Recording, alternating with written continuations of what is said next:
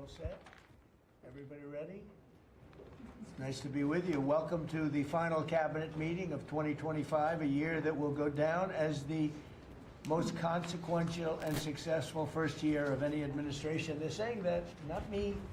Oh, I say it too, actually. A lot of people are saying it. And a lot of that is thanks to the men and women in the cabinet. With the new and improved cabinet room, I might add.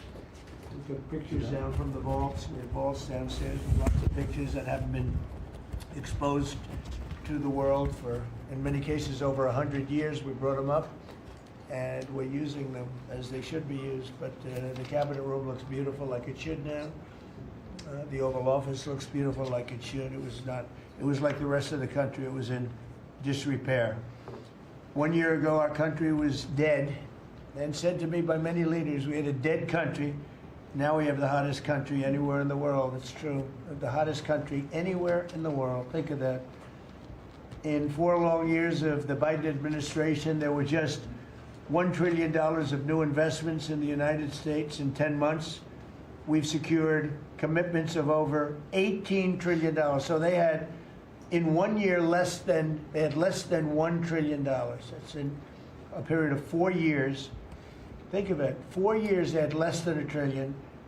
In 10 months we have more than $18 trillion. Is that right, Scott? It's even going to be higher than that. It'll be higher by and the going end of up. this, And we're waiting for the Supreme Court case, and it's so important and so vital for this country because we're not only respected again, we're putting out wars by our trade policies, and we're taking in hundreds of billions of dollars, and our country is wealthy again and secure again, and it's part of national security, and I hope that goes well. I think it's very important, but think of the number. We're going to be over $18 trillion in 10 months, and which is a record times probably 8 or 10 times, I think more than that, for any country.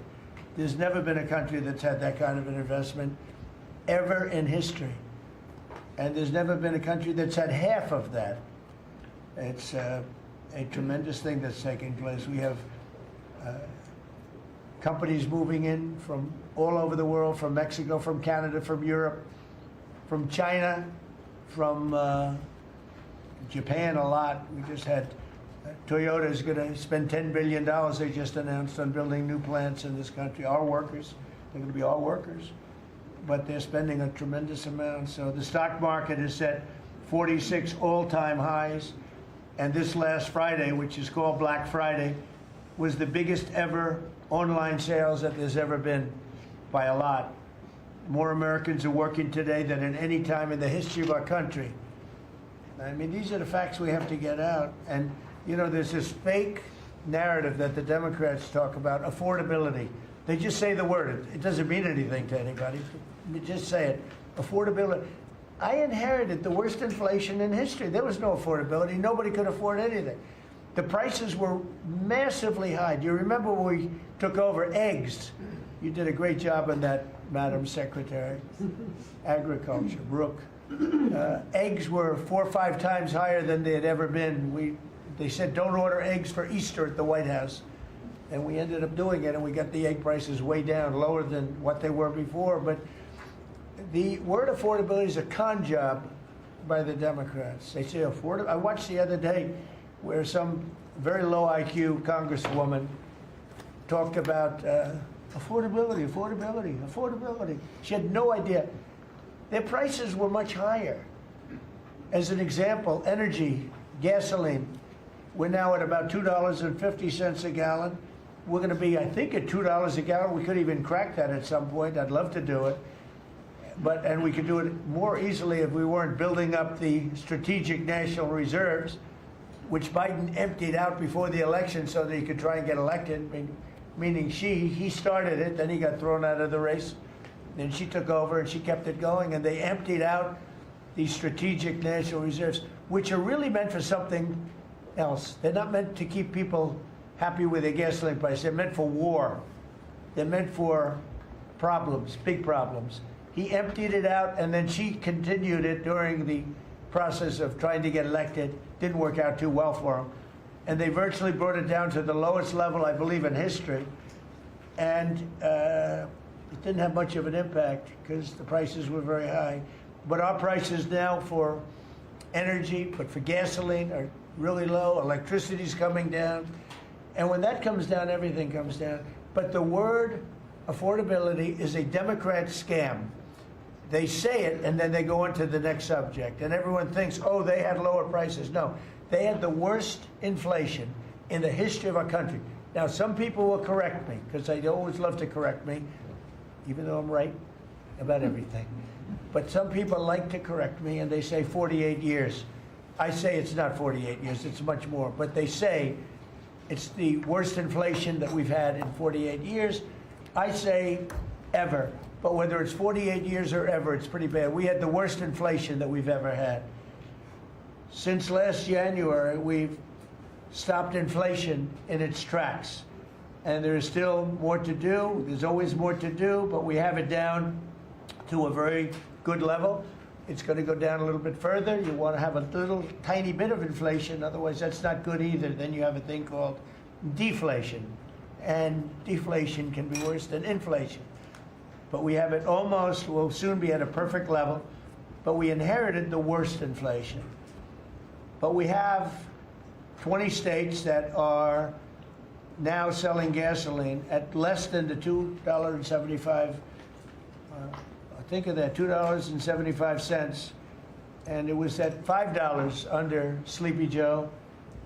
Grocery prices are down with the cost of Thanksgiving turkey this year down 33%. It was lower than 33% lower than under the Biden administration. Egg prices are way down 86%, thank you. And mortgage rates, despite the fact that we have an incompetent chairman of the Fed, a real dope, who should reduce rates. I saw even Jamie Dimon said he should be reducing rates.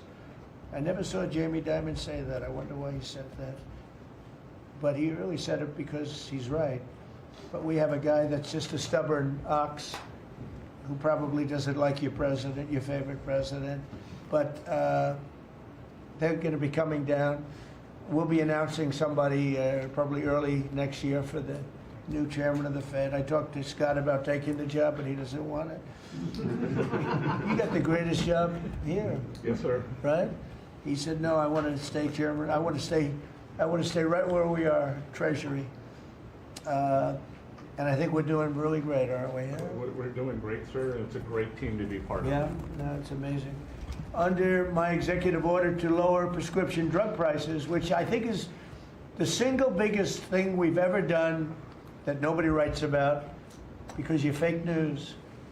I've made unprecedented deals along with Bobby and Oz and all of the people that work on it. A lot of people that you wouldn't even think work on it, but they do, to slash drug prices by 200%, 300%, 400%, 500%, 600%, 700%, 800%. Nobody's ever heard of it before because I instituted favored nations and no nation agreed to do it. And then I said to the nations, if you're not going to do it, I'm going to charge you 100% tariff, which is more money than we're talking about. And they said, sir, we'd love to do it. Please, we would be honored to do it. And they agreed that they would go along with the whole thing. Nobody thought you could do it because they felt, number one, you couldn't get the drug companies to do it. So we're paying, as an example, for the, let's call it the fat drug, F-A-T, for fat people. Anybody use it at the table? Don't ask. But the fat drug was $135. Think of that. For certain people, $1,300 for certain countries, $1,300 in New York. So in New York it was $1,300, and in London it was $135. And a friend of mine called me, he said, what is this? Why is it? He got used to paying $1,300. Well, now what we have it down to is, Bobby, what's the number? Like 150 or something? We have it down to a low number, don't we? Yeah, it's around 100, 125, 150. Think of that. So we got it down from $1,300 to $125 to $140, depending on various countries. In other words, we're paying the lowest price, tied for the lowest price in the world. It's, people said you could never do that because you couldn't get the countries to agree to it. I did. Every country agreed to it because I said, if you're not going to agree to it, that's okay, I'm going to charge you tariffs. And as soon as I said that, they said, we agree. And then we had to be a little tough with the drug companies, but they came along. The bigger problem was the countries. The countries just wouldn't go along with it, but they did. Every country. So we have reduced drug prices by 500, 600, 700, 800, 900%, depending on the drug, depending on the company, depending on all of the different factors involved. Nobody's ever even thought of drug reductions like that, price reductions. And I told you the story that in my first term, I was so proud of myself because I reduced drugs. It was the first time in 28 years that drug prices were reduced. It was 1/4%, 1/4%. And I was so proud of myself. I said, it's the first time in 28 years that drug prices went down over the course of a year, over the course of a presidency. 1 year, 1/4%. I had a news conference. I was so proud. Now I got them down, not 1/4%. I got them down 400, 500, 600% and more. And the fake news won't write about it. And it's going to have a huge impact on healthcare because a big part of it's buying drugs, buying prescription drugs. It's going to have a huge positive impact because Obamacare is a disaster. I said it years ago and I say it now. And the money should be paid, taken away from the insurance company. Obamacare was made to make the insurance companies rich. Their stocks have gone up 1,000% in a short period of time because the money goes to the insurance company. I want the money to go to the people. Let all the money go to the people. And let the people go out and buy their own health care. And I see on television, people are advertising now, we will help you buy health care. We will go out and help you buy. That's becoming like an industry because of what I said. So something's going to happen. It's probably not going to be easy because the Democrats, frankly, they don't want to make a good deal for the people. They just want to make a bad deal for the country. They want to make a bad deal for the Republican Party. But the Republican Party is united, and I will say that what I would like to do is the money doesn't go, trillions of dollars get paid to drug companies. And you still have lousy health care. Obamacare is horrible health care. We want it to go to the people and then let the people go out and buy their own health care and they'll do great. They'll do great. So we're negotiating that now with the Democrats. Well, congressional Democrats want the largest tax hike in history. I proudly signed the largest tax cuts in American history with the Great Big Beautiful Bill. The Great Big Beautiful Bill, the biggest piece of legislation ever signed, and that includes the extension of the original Trump tax cuts, but it's the biggest tax cut ever signed, and it includes no tax on tips, no tax on overtime, and no tax on Social Security. Nobody's ever seen anything like it, so think of that. And in addition, you get, if you buy a car, this is great for our car industry because we have a lot of car plants. We're bringing back the automobile business. 60% of it was stolen because we had incompetent presidents or incompetent trade people. But 60% of it was stolen over the years, and now I think we're bringing it all back. I think we'll be bigger than we've ever been in the auto business. That's not even to mention AI, where we're leading China. You know, we're leading China by a lot. They're not going to catch us. We have to be smart, but if we're smart, they're not going to be able to catch us. They know that. They told me that. Next year is projected to be the largest tax refund season ever, and we're going to be giving back refunds out of the tariffs because we've taken in literally trillions of dollars, and we're going to be giving a nice dividend to the people, in addition to reducing debt. We, as you know, I inherited a lot of debt, but it's peanuts compared to the kind of numbers we're talking about. So we're going to be making a dividend to the people, and additionally, we're going to be able to reduce debt. And as time goes by, over the next 2, 3, 4 years, those numbers are going to go up. And I believe that at some point in the not too distant future, you won't even have income tax to pay, because the money we're taking in is so great, it's so enormous, that you're not going to have income tax to pay. whether you get rid of it or just keep it around for fun or have it really low, much lower than it is now, but you won't be paying income tax. We've slashed $1 trillion in costly job-killing regulations, saving Americans an estimated $2,100 for a family of four. The Biden administration was the exact opposite, but times four. They went up $6,000. We went down $2,100. Think of that. To bring down energy, electricity, and utility prices, I ended the Green New Scam. They call it the Green New Scam, one of the greatest scams in the history of our country. They talked about global warming and all that crap, and what they've done to this country. What they've done by allowing 25 million people into our country, many of whom are criminals, many of whom 11,888 are murderers, and we have to get them out, and we're doing it. We're doing it. I think what the job that our law enforcement groups are doing, Christy, you and Tom and everybody, amazing. What you're doing is amazing. I terminated the insane electric vehicle mandate, and look, some people that make electric cars weren't happy with that. But we have to do that because you have to have a choice, whether it's a gasoline-powered car, and we have so much gasoline. You know, China doesn't have gasoline. We do. And whether it's a hybrid, which really are working really well, the combination of electric and gasoline-driven. But we, everybody was supposed to, by 2030, everybody had to own an electric car under the Biden stupidity. And not everybody wants to do that. I like electric cars. I like all cars. They're all good. They all have reasons. But you want to be able to go and buy what you want. I imposed historic tariffs that are now bringing in so much money that nobody's ever seen anything like it. And countries that were ripping us off, including allies, but they were ripping us off for years. I won't use the names. I won't mention Japan. I refuse to mention South Korea. I will not mention names. But they were ripping us off like nobody's ever been ripped off before, and taking horrible advantage of your country. But now we're making a lot of money. We're making a lot of money because of the tariffs that are pouring in. And it's really national security. Among everything else, it's national security. We've also rapidly turned the worst border crisis in world history. I believe we had the worst border ever in history. I don't care if you had a fourth world country. You know, we allow third world country in. We would allow fourth world war countries in also.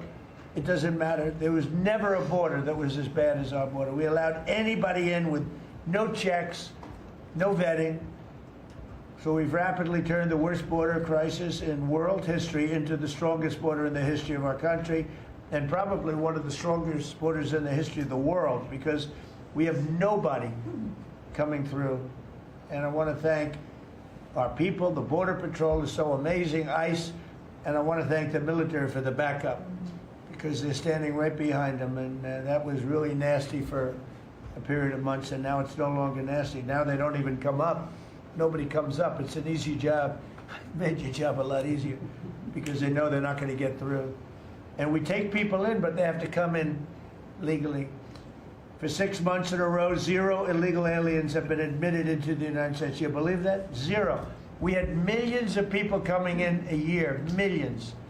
Now we have 0 for 6 months, and these are given by radical left people that do the numbers. I mean, they're not doing me any favor. They're being on. We don't have our net numbers are unbelievable. But we had 0 people in the last 6 months. Illegal border crossings along the U.S.-Mexico border have plummeted to the lowest level ever recorded. And nobody talks about that anymore. You know, it's crazy. They don't talk about it. You think they'd say, well, Trump's done a great job at the border. This country is being destroyed by the border. But you always find something new, like, is he in good health? Biden was great, but is Trump in good health? I sit here, I do 4 news conferences a day. I ask questions from very intelligent lunatics, you people. And I give the right answers. There's never a scandal, there's never a problem. I give you answers that solve your little problems. You go back and You can't find anything, but you do stories about Biden was in wonderful health. The guy didn't do a news conference for 8 months. If I go one day, I had one day where I didn't do a news conference, there's something wrong with the president. You people are crazy. I'll let you know when there's something wrong. There will be someday. That's going to happen to all of us. But right now, I think I'm sharper than I was 25 years ago, but who the hell knows? By the way, I took my physical. I got all A's, everything. But they said to me, would you like to take a cognitive test? I said, is it hard? They said, yes. I said, well, I'm a very smart person. Who was the last president to take one? No president has ever agreed to take one. Because when you get into the mid-questions, meaning, 10, question number 10, 11, 12, 28, 30, they get harder and harder. And they said, would you like to do it? I said, well, no reason to do it. Nobody's ever done it. I'll do it maybe, but there's really no reason. They said, sir, the problem is this is Walter Reed Hospital. And that's a military hospital.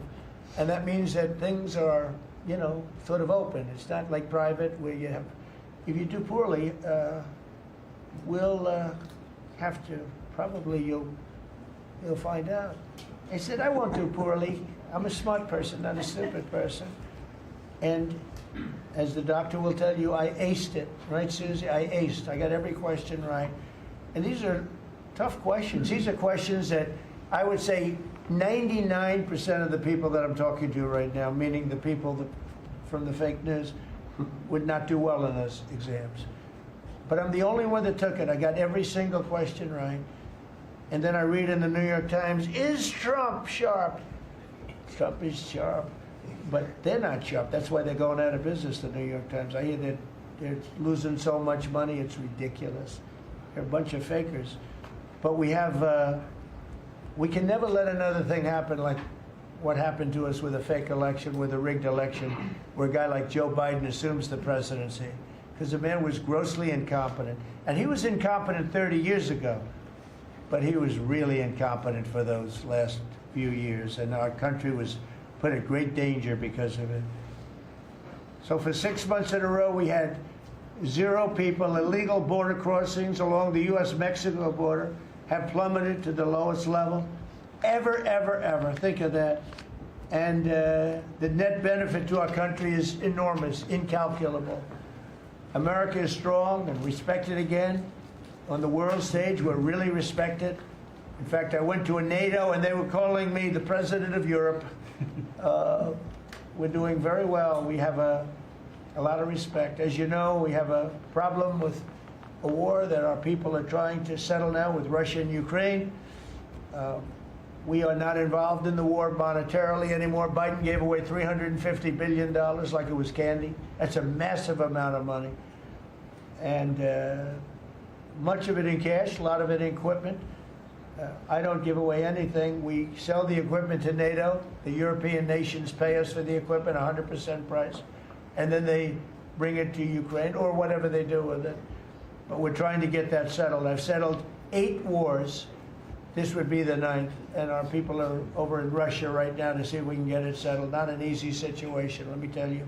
What a mess. It's a war that never would have happened if I were president. Not even a chance. And it didn't happen for 4 years. We've renamed the Department of Defense the Department of War, and I thought that would be controversial. And frankly, I tell you what, I haven't met one person. There's not one person I've met that doesn't like it. Think of it. We won World War I, World War II, everything in between, everything before it. And then we said, let's change the name. So we changed it back to what it was, Department of War, and Pete's doing a great job. We ended 8 wars, think of that. 8 wars, but we're going to do one more, I think. I hope. Every time I end a war, they say, if President Trump ends that war, he's going to get the Nobel Prize. So I end that war. Well, he won't get it for that war, but if he ever gets it for the next war, now they're saying, if he ever ends the war with Russia and Ukraine, he's going to get the Nobel Prize. What about the other 8 wars? India, Pakistan. Think of all the wars I ended. I should get the Nobel Prize for every war, but I don't want to be greedy. Actually, the woman who got the Nobel Prize said, "You've got to be kidding. Trump deserves the Nobel Prize." So that was very nice of her. I appreciate it, which is true, actually. But I don't care about that. You know what I care about? I care about death. I care about all the people that are dying. And last month, 27,000 young people died, mostly young people, mostly soldiers, despite some missiles being shot into Kiev and other places. But think of it, mostly young people. 27,000 people died between Russia and Ukraine last month. What a shame. So we're restoring law and order to our cities and towns. If you look at what's happened, and I want to pay my deepest respects to those two incredible people from the National Guard in West Virginia they came from. I spoke to their parents. Sarah is gone. She passed away. She's looking down on us now, and she loves her parents, and they loved her. They were, somebody said, "How are they doing?" I said, "The word is devastated." Doing. How are they going to do?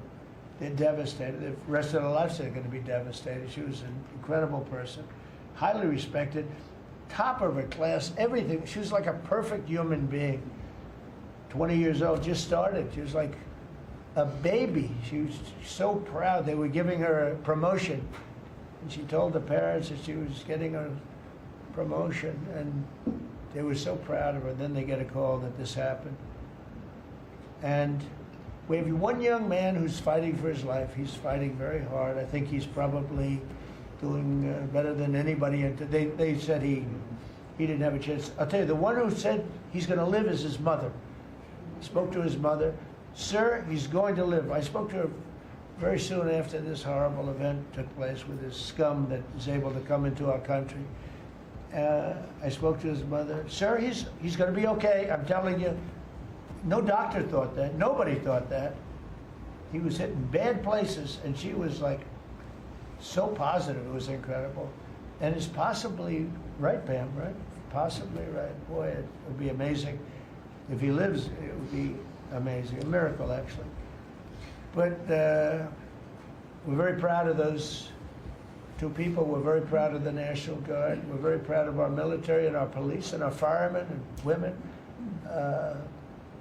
If you go back and take a look a year ago, year and a half ago, it all changed, I think, on November 5th, the day of the election. But you go back before that, you couldn't get people to join the military, Pete, right? They didn't want anything to do with military. They wanted nothing to do with joining the police or the fire. They wanted nothing to do with anything. They had no spirit. The country it had no spirit, nothing. And now we just had the highest recruitment in history, and we're getting great people. We're getting great people. And I will say, despite what just happened, Washington, D.C. has become a really safe place. And I guess this lunatic probably was upset that the National Guard is so effective, because we were really, really effective, and we are. And Washington, D.C. is now considered a very, very safe city.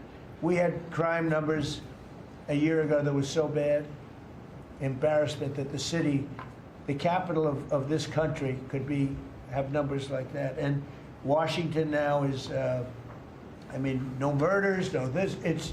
It's been a miracle also what happened here. And now we're in Memphis, and we're going to New Orleans pretty soon. Over there, the governor called me. He'd like to have us go there. Governor Landry, great guy, great governor.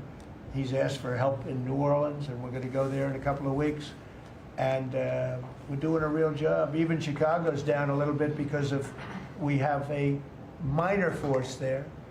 We could knock it down within 4 or 5 weeks. We could bring it down to almost nothing. But we have a governor that's grossly incompetent, and we have a mayor that's even more incompetent than the governor. He's a very low IQ person. And typically low IQ people don't make good mayors. So I want to thank all of our cabinet members. They're high IQ. Let me see one. Yeah, generally speaking, a couple of them a little concerned about. No, but I want to thank. We have a great cabinet, an amazing cabinet, amazing people. All of them, sort of have become stars. We're getting credit for the good cabinet, actually. And I just want to wish everybody a great holiday. We've I think done a great job with the White House, bringing the White House back. You see the Palm Court that was redone. The Lincoln bedroom was redone. The Lincoln bathroom is now gorgeous, like it should have been. It was terrible green tile that was never the way it was supposed to be. It was done in the 1940s, actually, but it was not proper. And we're restoring the White House just like we're restoring the country, and people are thrilled. But the First Lady's done a beautiful job with the Christmas trees and all the decorations. I see the wreaths on the windows. I've never seen that before, on the windows of the White House. And you know, it's 4 stories high. I said, how did they get that wreath? They had people going up in a little dangerous. I wouldn't want to do it. But they put them up, and we have wonderful people working in the White House, and they're really proud to bring the building back. Because this building was a little bit like the country. It was mishandled, it was mistreated, and now it's being given love. And we're building one of the great, I think, maybe the greatest ballroom. We needed it for 150 years. They've been asking. You see the trucks and cranes and excavators in the background, and you hear them, and every time I hear them, I love the sound. To me, I love the sound. I wouldn't say my wife is thrilled. She hears pile drivers in the background all day, all night. They go till 12 o'clock in the evening, day, night, pile drivers. Darling, could you turn off the pile drivers? Sorry, darling, that's progress. But no, we're doing great. It's going to be I think it's going to be the finest ballroom ever built, and we're going to have it here. They've wanted it for 150 years. Think of that. So I will just end by saying I want to thank the cabinet. It's been a great cabinet. Let's think of it. Time flies, but this is our last of the year, as I said, and I just think you've done a fantastic job. And we're going to go around the room. We'll go quickly, but we're going to go around the room, and we'll start with Pete, and you'll tell us about some of the achievements. And some of you have achievements that are so big, I don't want you to go through the whole thing because we don't have time. But we'll start with Pete, and then if you want, we'll take some questions at the end. Please, Pete. Well, thank you, Mr. President. As you said, it has been a historic year at the Department of War. Recruiting and retention over this year are at the most historic levels our country has ever seen. When I had a chance to be on an aircraft carrier destroyer over Thanksgiving, the spirit in our ranks since the election under President Trump is unprecedented. I've never seen anything like it as a soldier myself in uniform, and I know a lot of you feel the same way. We've ripped out the DEI and the political correctness. It's all merit-based at the department. We're getting back to basics: accountability, training, readiness, lethality, and that's reviving that spirit. And Mr. President, we're rebuilding the military, historic investments. I just took briefings on the Golden Dome and F-47, next generation capabilities that are going to make sure that for generations to come, America has the most powerful, most capable, most lethal military in the world, which you have rebuilt once and we're rebuilding again. And then we're reestablishing deterrence and credibility. If you look at what happened, we deal with every day the outcome of what happened in Afghanistan, the debacle under Joe Biden. We just dealt with it in the streets of Washington, D.C. with those 2 National Guardsmen. And then what happened on October 7th with Hamas, what happened in Ukraine, a war that never would have started under President Trump. We're having to rebuild that. So whether it's freedom of navigation and taking the fight to the Houthis, whether it's Midnight Hammer, those beautiful B-2s going 37 hours back and forth, undetected, delivering with precision, and Iran not getting nuclear capabilities, Europe and NATO stepping up to 5%, locking down our southwest border. It's been an honor to work with Christy and Tom and everyone else down there to lock it to 0, operational control of our border. And then it's getting after and going after narco-terrorists and designated terrorist organizations in our own hemisphere. As I've said, and I'll say again, we've only just begun striking narco boats and putting narco terrorists at the bottom of the ocean because they've been poisoning the American people. And Joe Biden tried to approach it with kid gloves and allowed them to come across the border. Cartels take over community, 20 million people, hundreds of thousands of Americans poisoned. And President Trump said, no, we're taking the gloves off. We're taking the fight to these designated terror organizations, and it's exactly what we're doing. So we're stopping the drugs, we're striking the boats, we're defeating narco-terrorists, and we're standing... And you may say one thing, that drugs coming in through the sea by sea are down 91%.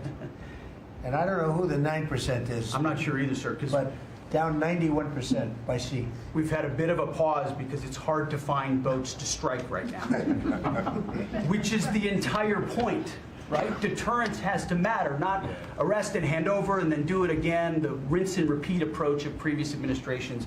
This is meant to get after that approach. And I will just end by saying, as President Trump always has our back, we always have the back of our commanders who are making decisions in difficult situations, and we do in this case and all these strikes. They're making judgment calls and ensuring that they defend the American people. They've done the right things. We'll keep doing that, and we have their backs, Mr. President. Good job. Thank you very much. Howard? So we set out to stop the ripoff of the United States of America. This is about global change of trade.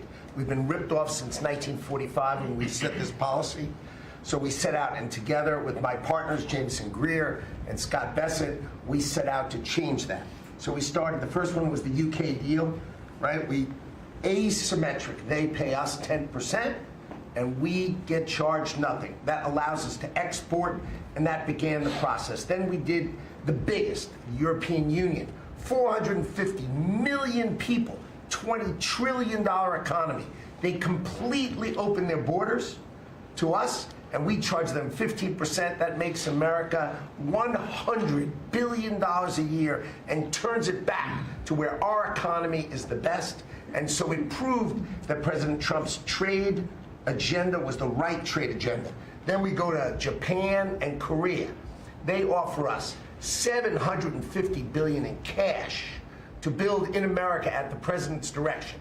And we're going to start, as an example, nuclear. Right? We need to have a nuclear arsenal in America of power, the generation of power. So we're going to build hundreds of billions of dollars, financed by the Japanese and the Koreans, meaning they give us the money, we build it here, and we split the cash flow 50-50. We're going to build ships, $150 billion worth of ships in America. That changes the way things work. Right? After those trade deals, then you go to how are we going to reshore? Right? Let's start talking about the auto industry, right? We've been competed against by Koreans, the Japanese, the Europeans. We're kicking our tail. President Trump changed it. 25% tariffs, bring it all home. This year, General Motors stock up 40%, Ford up 34%, and on the same day that we announced we had set all the tariffs, Sean Fain, the head of the United Auto Workers, called and said, I can't believe I'm calling a Republican Secretary of Commerce to tell the president that this is the greatest administration for auto workers in America. Stocks up and auto workers up. That proves that President Trump understands how to take care of the whole ecosystem, both the companies and, more importantly, the people who work there. Semiconductors, right? We didn't build any. The Biden CHIPS Act was a $60 billion giveaway, right? We've now turned that. $300 billion is committed to America. That's going to go up to $750 billion in the next 60 days, right? And then you go to pharmaceuticals, right? $250 billion being invested in America, and then working together with Bobby Kennedy, right? Pounding away on that MFN, working together as a joint team. They're coming to over $250 billion and cutting prices in half. We did the golden share of U.S. Steel to make sure the Mon Valley is protected.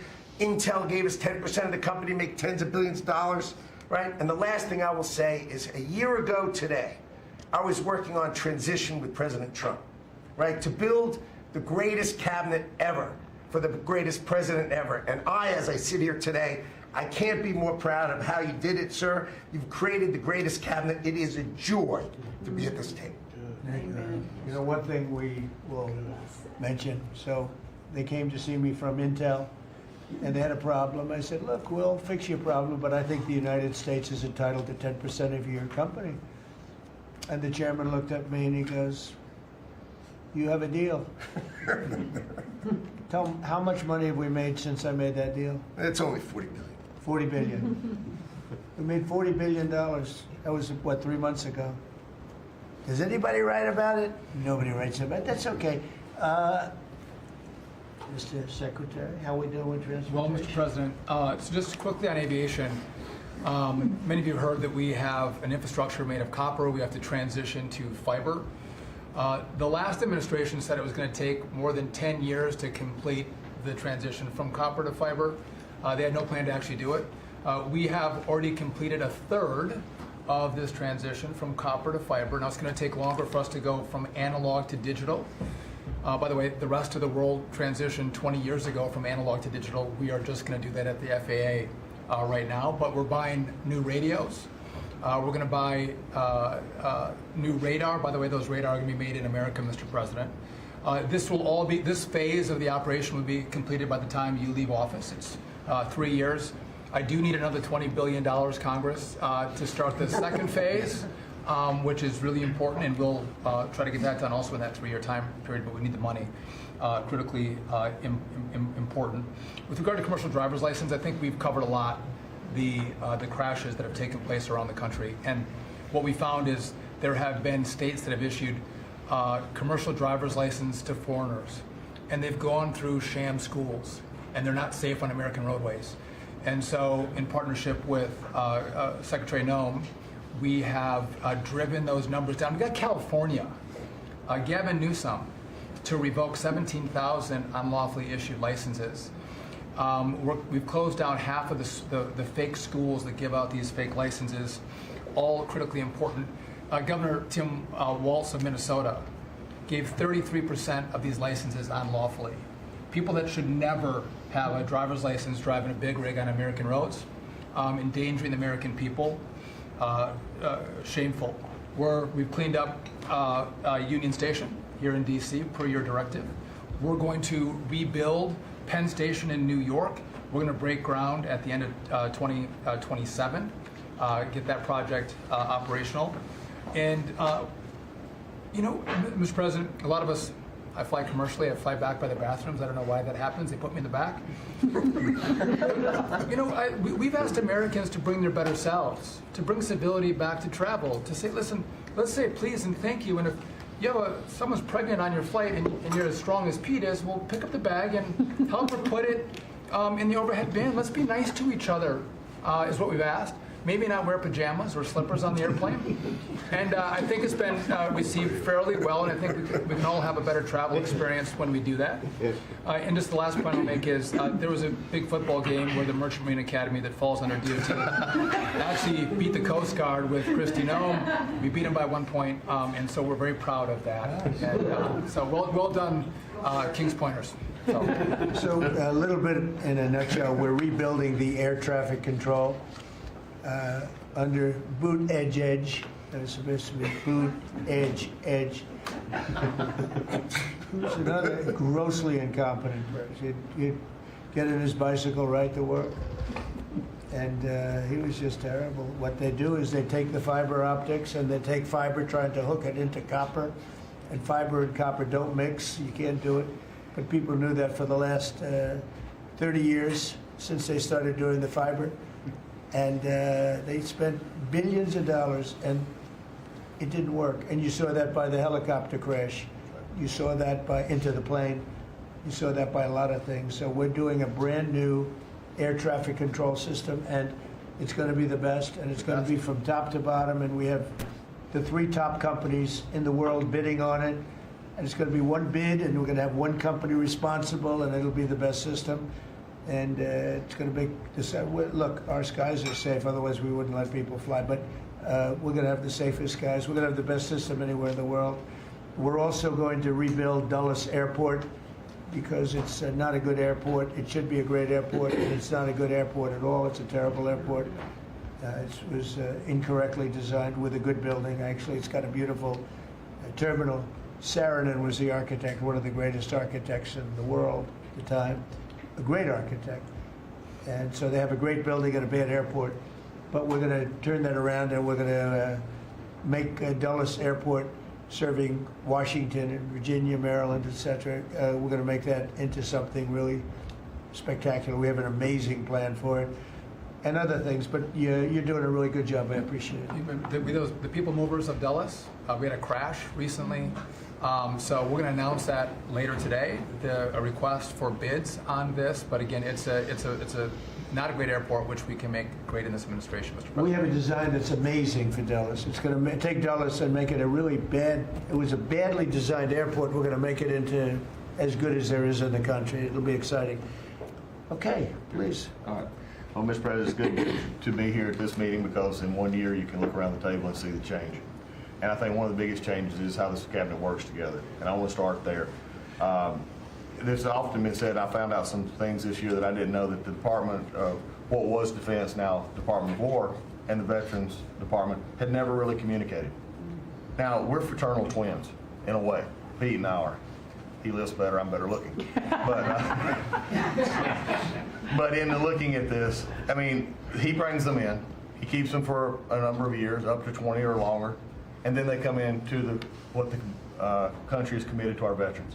And if you don't have both ends working correctly, then recruitment lags, morale lags, and we've been able to work and fix a great deal of that. I didn't need to change our name, but I did do one thing. I put the veteran back first at the VA. And we did that in 1 year. How did we do that? We started taking things that have been neglected for a long time and put them back. We had a backlog in which we've dropped over 160,000. We're not talking year-to-year change at the VA. We're talking 5-6 year. We have to go back 5 to 6 year prior COVID numbers to see the change of backlogs that are now reduced. We do it in 6 months instead of the long time it took. In fact, it grew under the Biden administration. It shrank over 160,000 under us. CHAMP VA, which is a program we have, has basically been back to day. It was at a terrible state, which delays and claims and everything's going on. We've got that back. We're doing things like taking a new look. I have one question that I ask when I go to my hospitals, which by the way, over 170 hospitals, 1,200 clinics, and I ask the people one thing, Mr. President. I said, what are you doing right now that if you were just honest and I wasn't standing here, you say, this is stupid? It's been amazing what we've gotten, and the feedback that we've had. We've been able to change how we do credentialing, how we do privileging, how we do hiring. We're all working through that, and it has all made a difference for our veterans as we go forward. CMP exams for veterans out there listening. If this is the one where disability claims, where they say, well, let me send you to a doctor to make sure. Most of the time we have that already in the record. We're working now to where those could actually be changed, where we just look at the record and not have to send them to the doctor. That's almost a $3 billion savings that we can live, and also not taking what the veterans get. We're also getting ready to announce here pretty soon a reorganization that's going to bring our hospital system organizationally in line with the 21st century. We are the largest healthcare organization. It's about time we acted like it, Mr. President. You gave that leadership, and we're going to do it. And also one thing, community care contracts getting ready to go out. It's one of the largest contracts in the federal government, but it does exactly what you and I have talked about before, making sure that our veterans can get care in the system or in the community, wherever they want it. We're getting ready for that. Now, I have one thing for all the press who really enjoyed the first of the year, saying, oh, you know, they're going to cut all these jobs, 80,000 this, 80,000 that at the VA. Mr. President, every success that I just gave you came after the fact, or pretty much after the fact, that we had 30,000 take early retirement. Early retirement, no risk, although you reported it as loss and risk, you can't help yourself. 30,000 took the retirement. Every bit of the success that I just told you about came with a reduced workforce. There was a motivated workforce that said, how can we take care of veterans? That's what this cabinet does. That's what we're doing for you. Good. And you've got the highest approval rating we've ever had at the VA, so that tells you something. You're doing a great job. Thank you very much. Jameson, please. Well, there's been some activity on trade this year.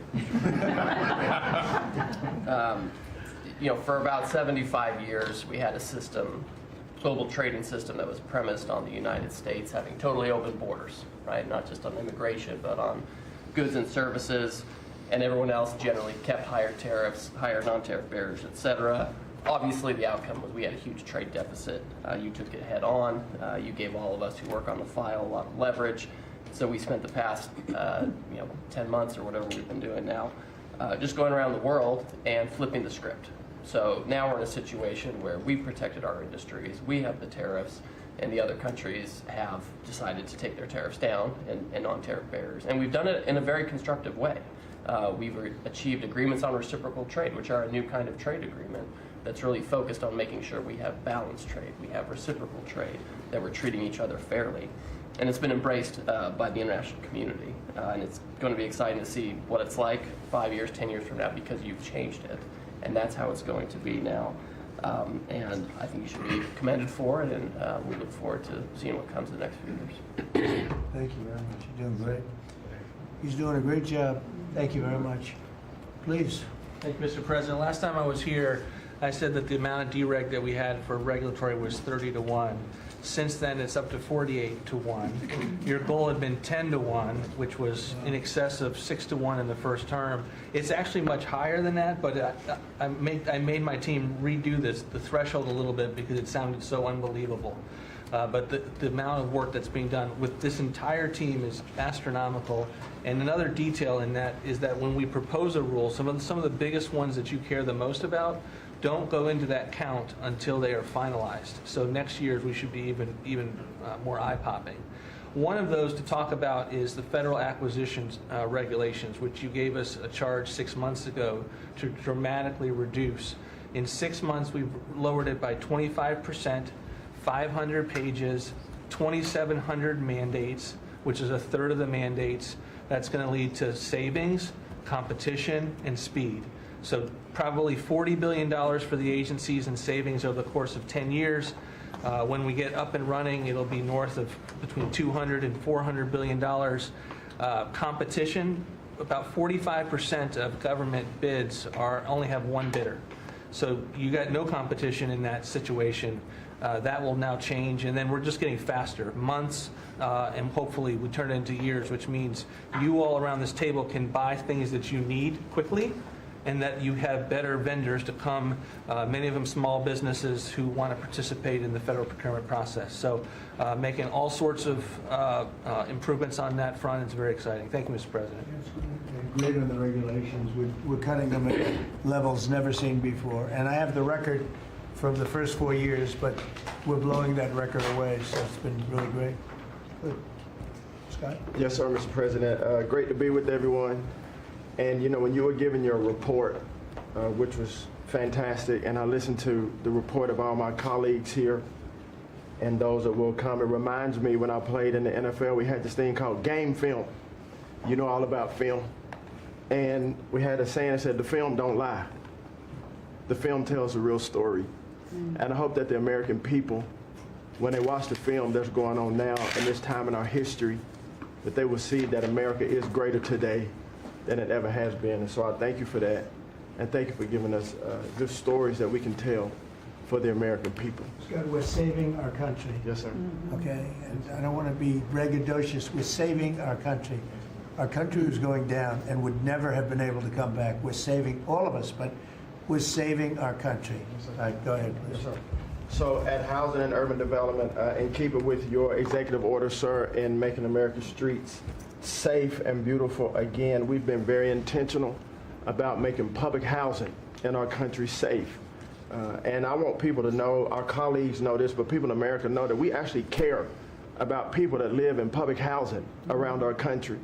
A lot of public housing is wrought with crime, sex trafficking, drug trafficking, illicit drugs, illegal aliens living in public housing, but we've put them on notice to let you know that it's not lost on us. We care about the people, we're paying attention to it, and we're going to root out crime in public housing. We've been very focused on working with the Memphis Safe Task Force, the DC Safe and Beautiful Task Force, working with Pam and Christy and others, and law enforcement. Our law enforcement is tremendous.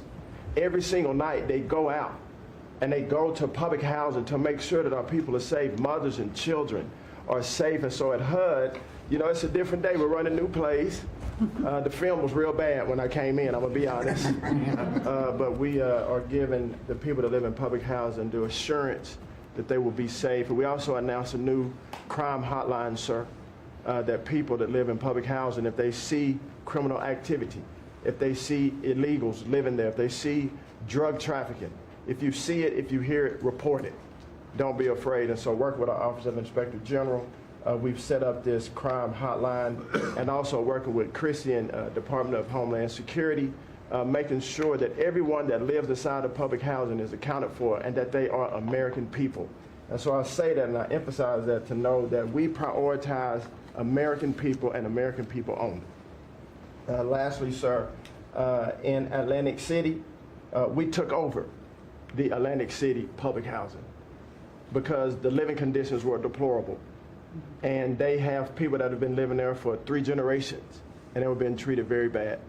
And so I took it so that we can now give people a safe place to stay. And working with the First Lady in the Foster Youth Initiative has been a great joy for me and our team. So thank you for doing that executive order to make sure that our foster youth have a safe landing pad and have financial literacy as they age out of the foster youth system. And sir, you talked about affordability. HUD has supported over 1 million Americans in home ownership and affordability, and over 560,000 are first-time home buyers. So I hope that the press will write about that good news, that 1 million people are able to own a home and to refinance their homes. And sir, we are moving our building from DC to Alexandria, Virginia. So thank you for your support. We're going to save the American people about $500 million. So that's my report. Thank you, sir. Thank you, Scott. Well, coming off of Thanksgiving, moving towards Christmas, I think it's the season of Thanksgiving, and 2 words for me are gratitude and joy. Gratitude to you for, as Howard said, bringing this team together. I say it a lot, but I'll say it again, that this is like family at this point, and I don't know that there's ever been an organization like this, at least a government like this in the history of our country. These jobs are hard, but the joy every day in getting to fight for America and save the country is the privilege of all of our lifetimes, I believe. So thank you for that. At U.S. Department of Agriculture, the People's Department, Abraham Lincoln launched this department in 1862. But under your leadership, we have finally, again, put farmers and ranchers and rural America first. In the last year, it's no longer DEI, climate change, sending out money based on the color of a farmer's skin. It's now about literally putting farmers back at the center of it. And under the last administration, we talked a lot about affordability. We'll continue to talk about that. But under the Biden administration and the destruction of our economy and the cost of inflation, interest rates for farmers and ranchers went up 73%. Labor went up 47%. Fertilizer went up 36%. Fuel went up 28%.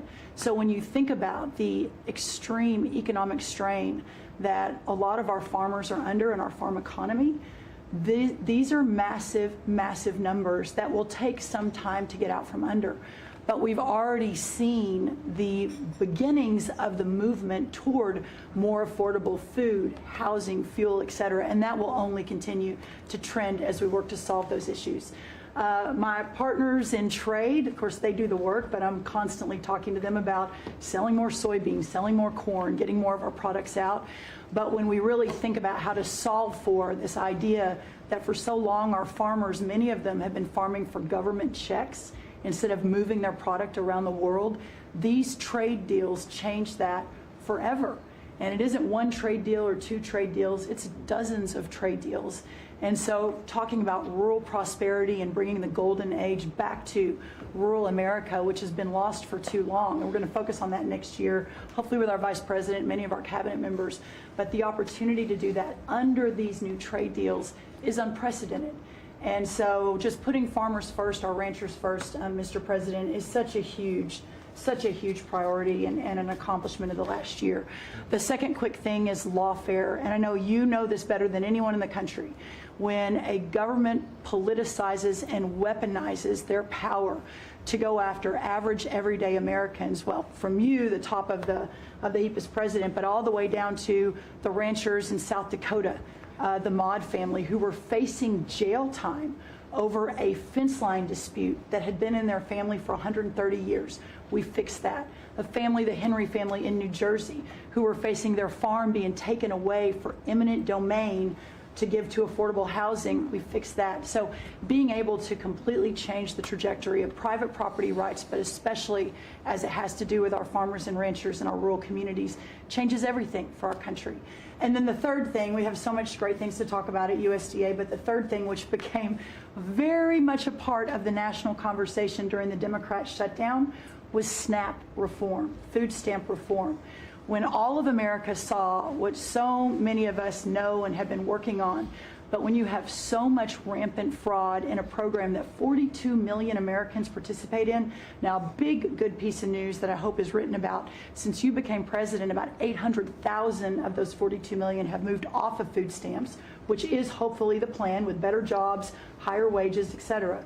But still, when we found 186,000 dead people or dead people's Social Security numbers being used, 500,000 people receiving benefits more than twice. We had a couple of people receiving benefits in 6 states. In February of this year, we asked for all the states for the first time to turn over their data to the federal government, to let the USDA partner with them to root out this fraud, to make sure that those who really need food stamps are getting them, but also to ensure that the American taxpayer is protected.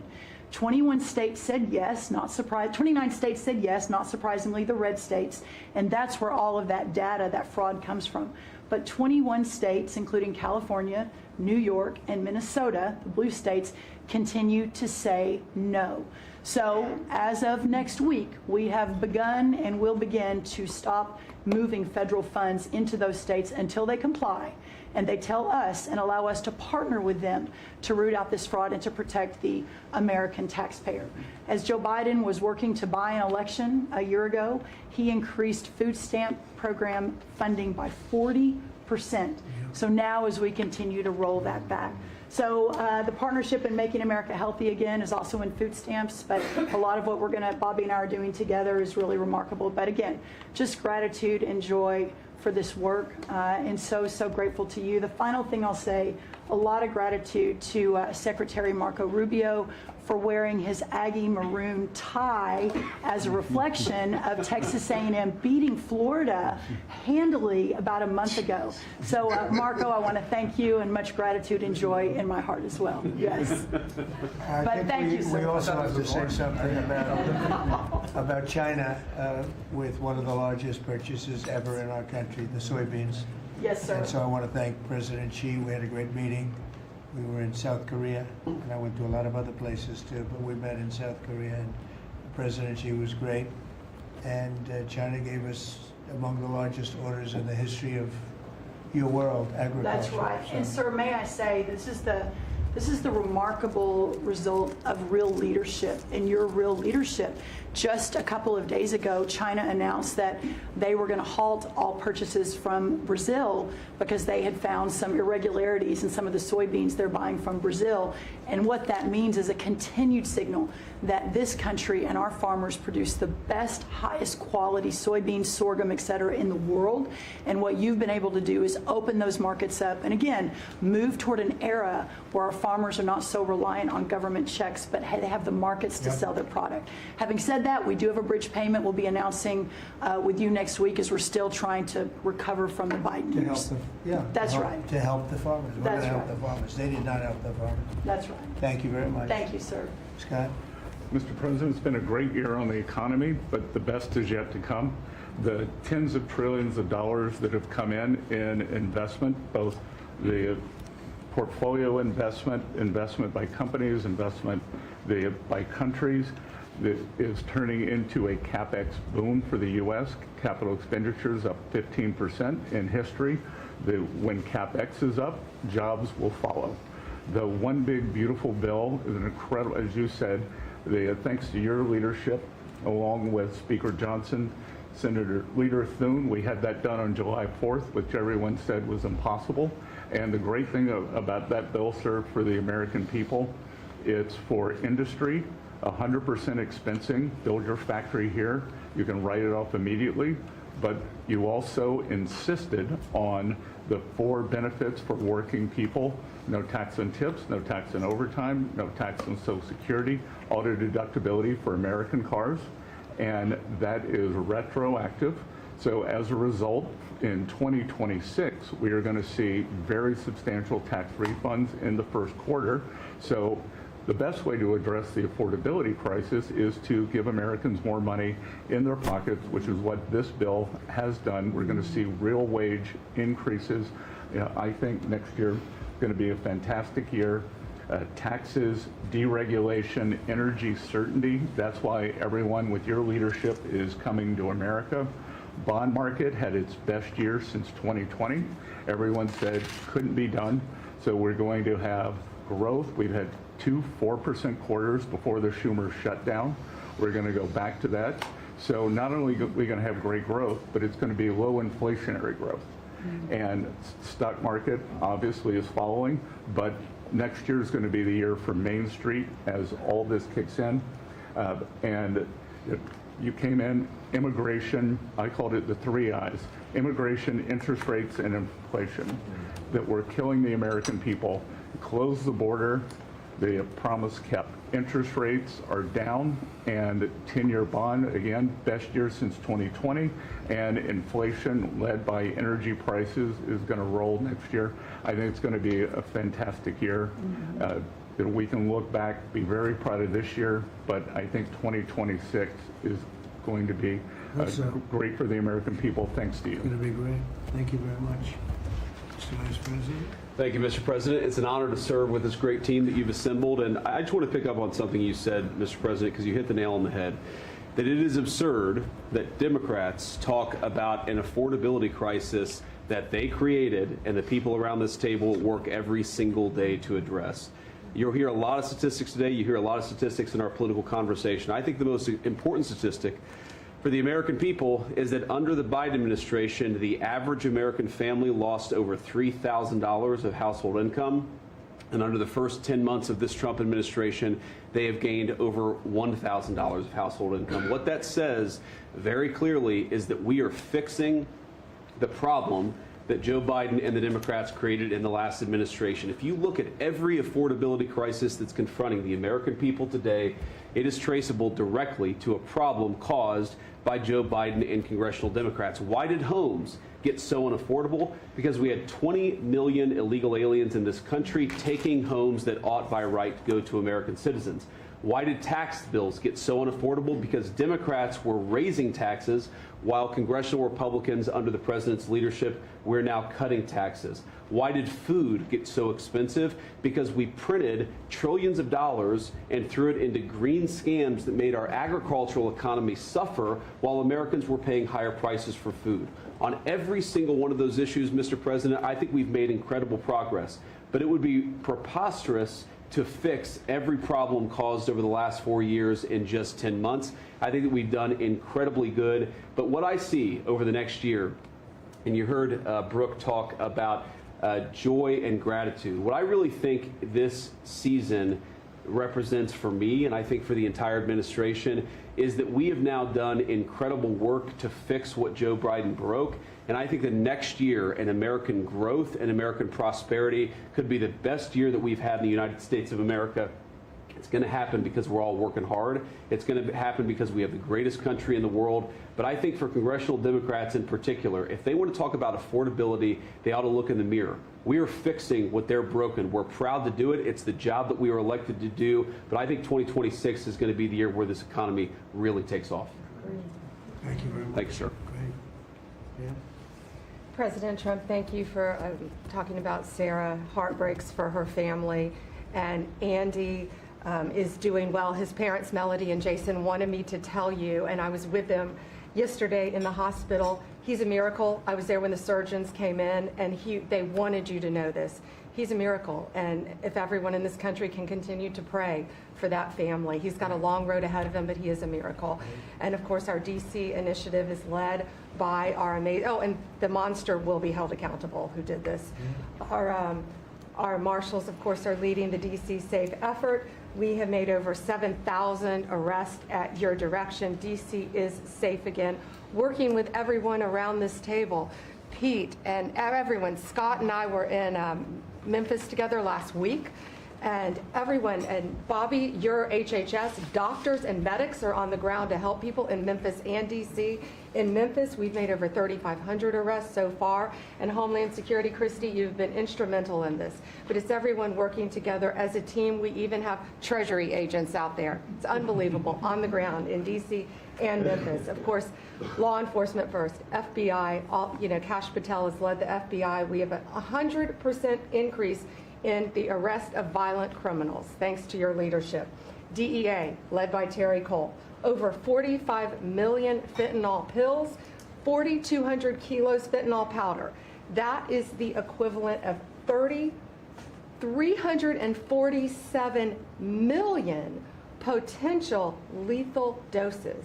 That's unbelievable that you've taken off the streets of our country.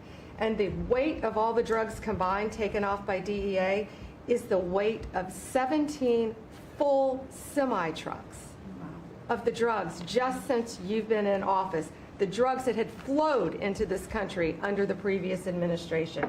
ATF, led by Rob Sakata, has seized more than 31,000 illegal guns. 31,000. Unbelievable at your leadership. 19,000 of those were from trafficking cases. We've been sued on the legal front now. We have been sued 575 times. 575 times. More than every administration going back to Reagan combined. Most recently, yesterday, I was sued by an immigration judge who we fired. One of the reasons, she said she was a woman. Last I checked, I was a woman as well. 24 Supreme Court wins, President Trump, 92% success rate. We told you it would take a while to get to the Supreme Court. We're doing it at record speed, led by John Sauer, of course, Sarah and Hosh, all working together. Immigration, we're winning. Nationwide injunctions, ending DEI funding, working to secure that our federal workforce is aligned with your America First agenda, representing pretty much everyone in this room. We met with your general counsel yesterday, Doug, working with everyone. It's nonstop. ICE, of course, we're winning there with Christie. We're Brooke, SNAP benefits, won there. Marco, USAID. Pete, National Guard, of course, going nonstop. Our U.S. attorneys are fighting violent crime, working around the clock to make America safe again, which was your directive. Our Civil Rights Division, suing Gavin Newsom 3 times now, Prop 50, keeping boys out of girls' sports, and in-state tuition for illegal aliens. We've sued over election integrity. We are litigating major universities with Linda. Thank you, our Civil Rights Division, for everything that you've done to end DEI in our schools. Our Civil Division fighting sanctuary cities every single day. And of course, our Antitrust Division with Google, major settlement. Our attorneys are working on terrorism, TDA, MS-13, Antifa, President Trump. We've charged more than 500 defendants with assault on federal officers thanks to your directive. And also, we have dropped countless cases against Americans that were prosecuted under the Biden administration, including J6, COVID, FACE Act, and more. And as everyone knows, we cannot talk about pending grand jury investigations, but no one is above the law, and that includes what happened in Arctic frost. I hope everyone has a very Merry Christmas, Happy Hanukkah, and Happy Holidays. Thank you for fighting for our country. Thank you. Thank you very much. Please. Great. Well, thank you, Mr. President. Thank you for allowing me to be at this table. When I came on board, I knew really none of you in this last year, and it's been a year, Mr. President, since I've had the pleasure to serve this country on the workforce. Everybody said the Department of Labor would be quiet, fly under the radar, you won't have to do too much. Absolutely not, because you made the American people realize the American dream is real for the American workforce.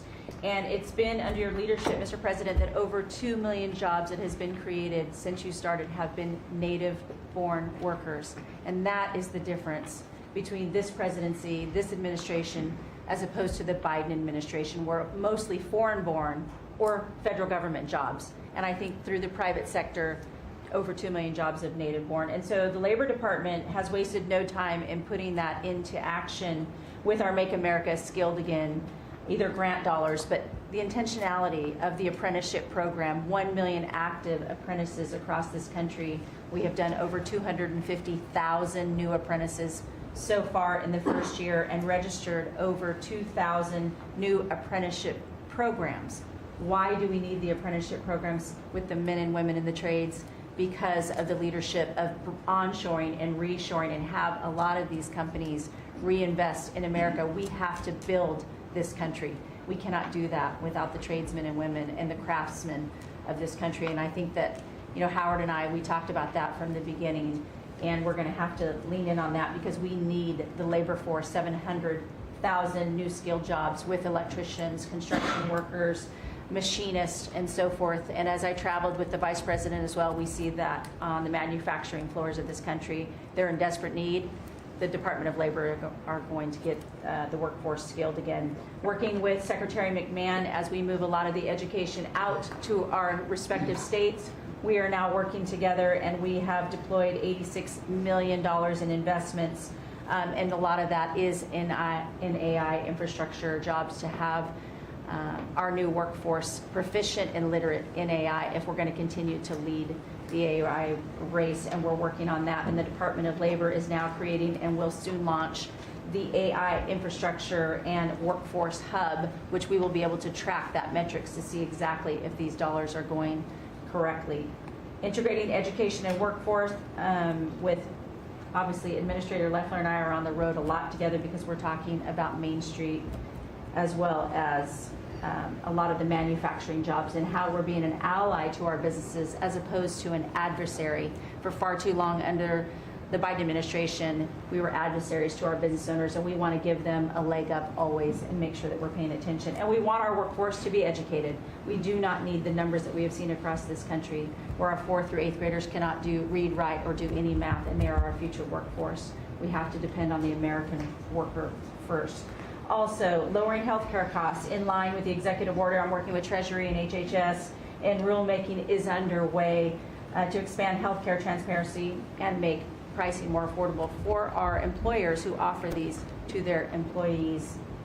Promoting retirement security. The department rescinded the Biden administration's guidance that restricted the use of crypto in the retirement investments, and we're seeing more and more of that, where we also rescinded the supplemental statement that discouraged the fiduciaries from considering the alternative assets for 401ks, and that will also come through the Department of Labor, that rulemaking.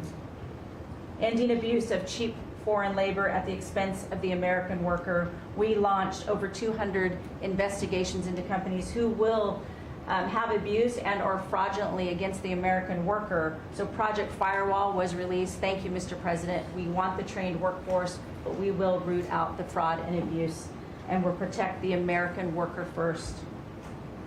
And slashing the job-killing regulations. The department has rescinded discriminatory DEI practices, and I will tell you, reducing compliance costs for businesses as it was for DEI has saved American businesses nearly $1 billion this year by just getting rid of DEI for that compliance cost that they've had to do. So, Mr. President, continuing to skill the American worker, the American workforce is going to be my mission. We have to do it faster. We have to do it quicker. We have to build so that the American people can realize that American dream that you have laid out so eloquently. And it's an honor to serve under this administration and to talk to the American workers who believe in the American dream again, the pride on their face, the pride of the American worker, the skilled men and women who build with their hands. It's an honor. Thank you, and Merry Christmas. Very good job. Thank you very Thank you. much. Chris?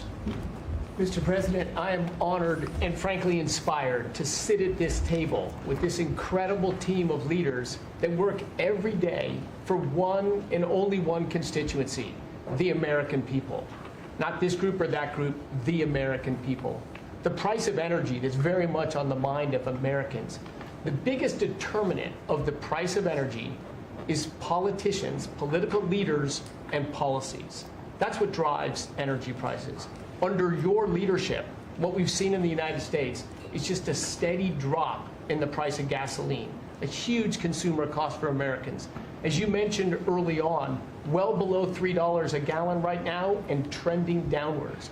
There are a number of stations in the heartland of America with $1.99 signs flying today. That's simply impossible without the leadership and changes you brought. Now, of course, you can go to California, where the average price of gasoline is between $4.50 and $5 a gallon today in California. That's just bad political leaders there and bad policies in California. And taxes. And taxes. of course. Taxes they charge on gasoline are just insane. Terrible. And electricity prices is a very parallel story, but it's a bigger moving ship, so the changes are a little bit slower. But Americans are outraged at a roughly 30% rise in the average price of electricity across this country. But everything we are doing together is going to reverse that. not just stop the rises, but start a downward trajectory in electricity prices. And I can say that with confidence, not because we think these policies will work, we know these policies will work, and I'll get to that in a second. We're going to stop closing power plants. We've already done that, of course. Stop closing the coal power plants and natural gas plants that were shut down. We've got over 30 gigawatts of generators just sitting there today, not allowed to run. Well, of course, we're fixing that immediately. We're going to bring on from our existing grid tens of gigawatts more capacity that'll drive down the cost of electricity. But if we look at the last 5 years to see what works and what doesn't work, the most Trump-aligned policies in the electricity sector were by, no surprise, one of your cabinet members, Secretary Burgum, for 8 years governor of North Dakota. Over the last 5 years, production and demand for electricity in North Dakota grew 35%. Think what data center boom's going to do. And what happened? Electricity prices went down. Didn't rise slowly. They actually went down those 5 years. That's the answer. Trump-aligned energy policies increased demand for electricity. Nebraska and Texas, more Trump-aligned states, had significant growth in demand for electricity. They had electricity price rises, but well below the price of inflation. Unfortunately, Biden brought all of us a lot of inflation. If you look at the other end of the spectrum, California, New York, Massachusetts, Connecticut, Maryland, I could go on. What happened in those states? Policies and politicians that force the building of unreliable electricity generation, which requires new infrastructure and transmission lines. And what happened? Today they produce less electricity than they did 5 years ago. A lot of spending money and less electricity. What does that mean? Of course, much faster rises in the price of electricity.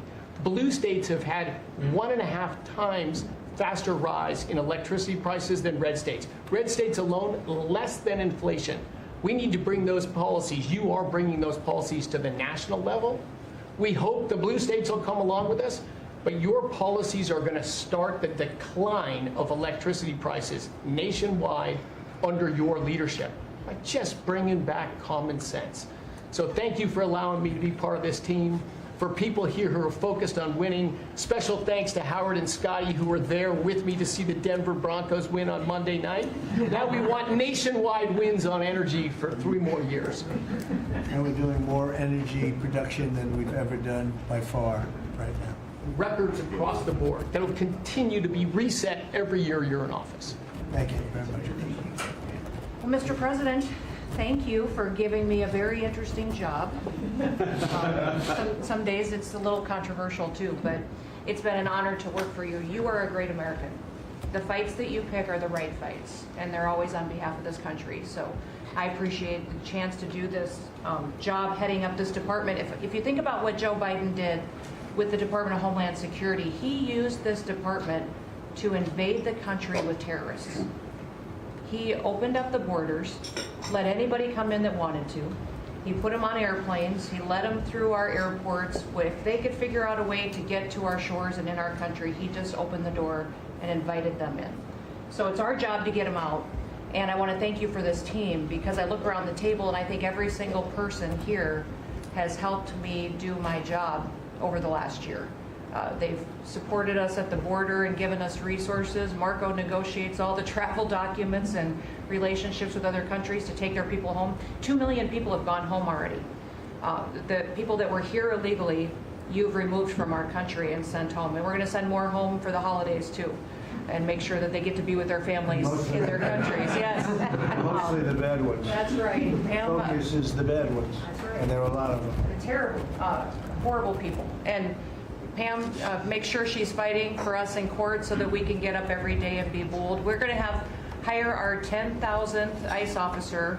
Will be on the job within 10 days. So we have hired 10,000. We've had hundreds of thousands of applications. We've got within the department, TSA went through this government shutdown without any delays. They all showed up for their shifts and worked hard doing security. And they have been absolutely fantastic. Sir, you made it through hurricane season without a hurricane. Yeah. And so FEMA, you kept the hurricanes away, so we appreciate that. And FEMA is deploying resources and dollars 150% faster than ever before. So somebody does have something bad that happens to them, you are immediately there helping them and telling them they have the resources to get back up on their feet. So we have built and deployed hundreds of miles of border already. You have cut the fentanyl flow over the southern border by over 56%.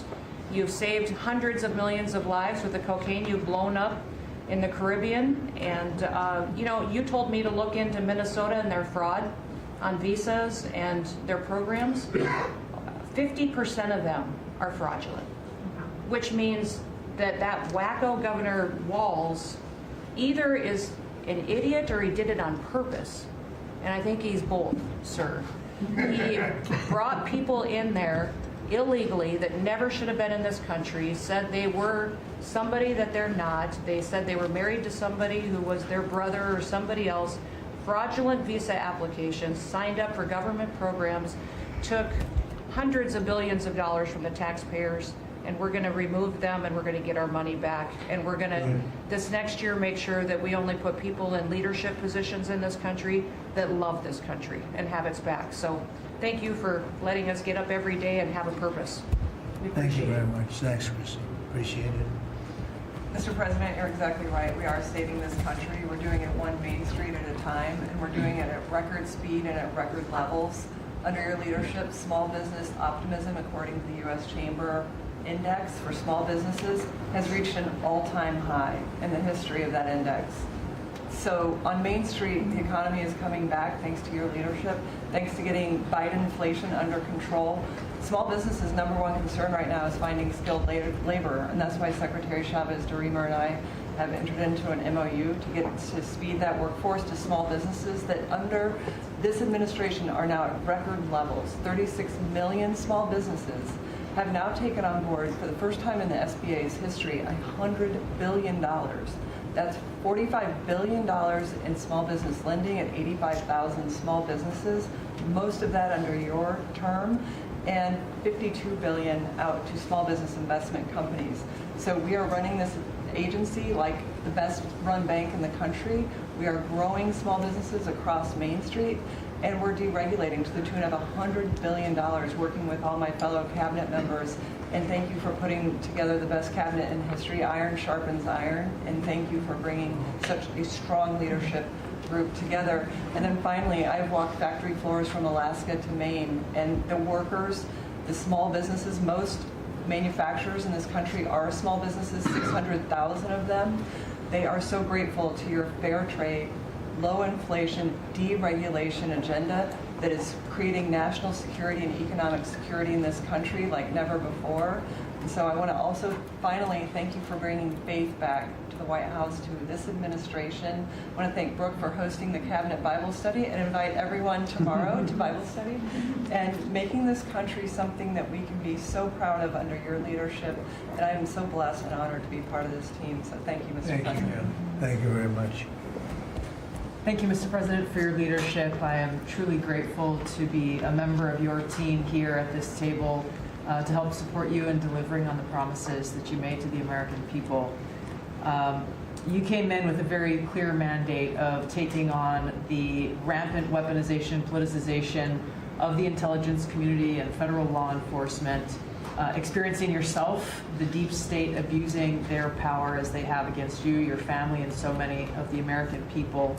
Bring out accountability truly for those who have abused their power, making sure that the intelligence community is supporting your efforts in keeping the American people safe, secure, and free, and being the president of peace. I'm grateful to be in this position as your Director of National Intelligence to support you in these efforts, and I'll cover very briefly what we've done over the last year under your leadership and what we look forward to continuing to focus on next year.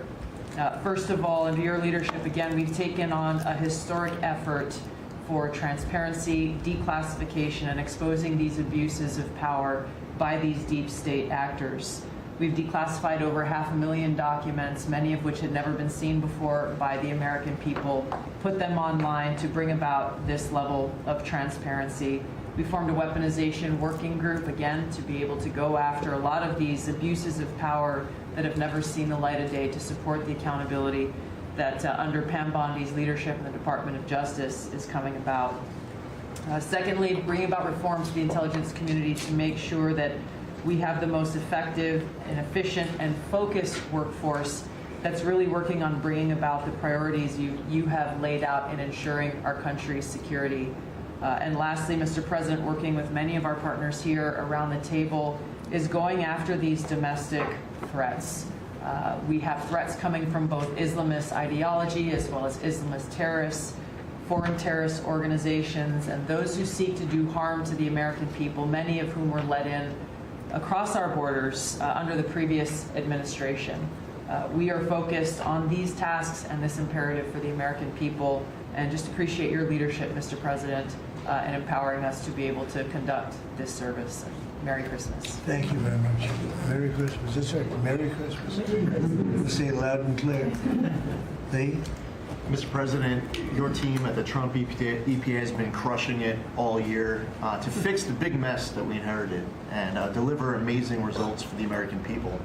I've had the opportunity to visit all 50 states since confirmation earlier this year, and to hear from real people where they meet, where they live, and to bring their great ideas and their asks back to us to be able to deliver for them. At the Trump EPA, we have proven that you can both protect the environment and grow the economy.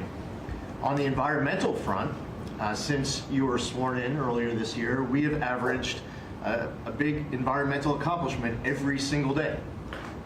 On the 100th day, the 200th day, the 300th day of your presidency, each time we released a list of our top 100 environmental accomplishments.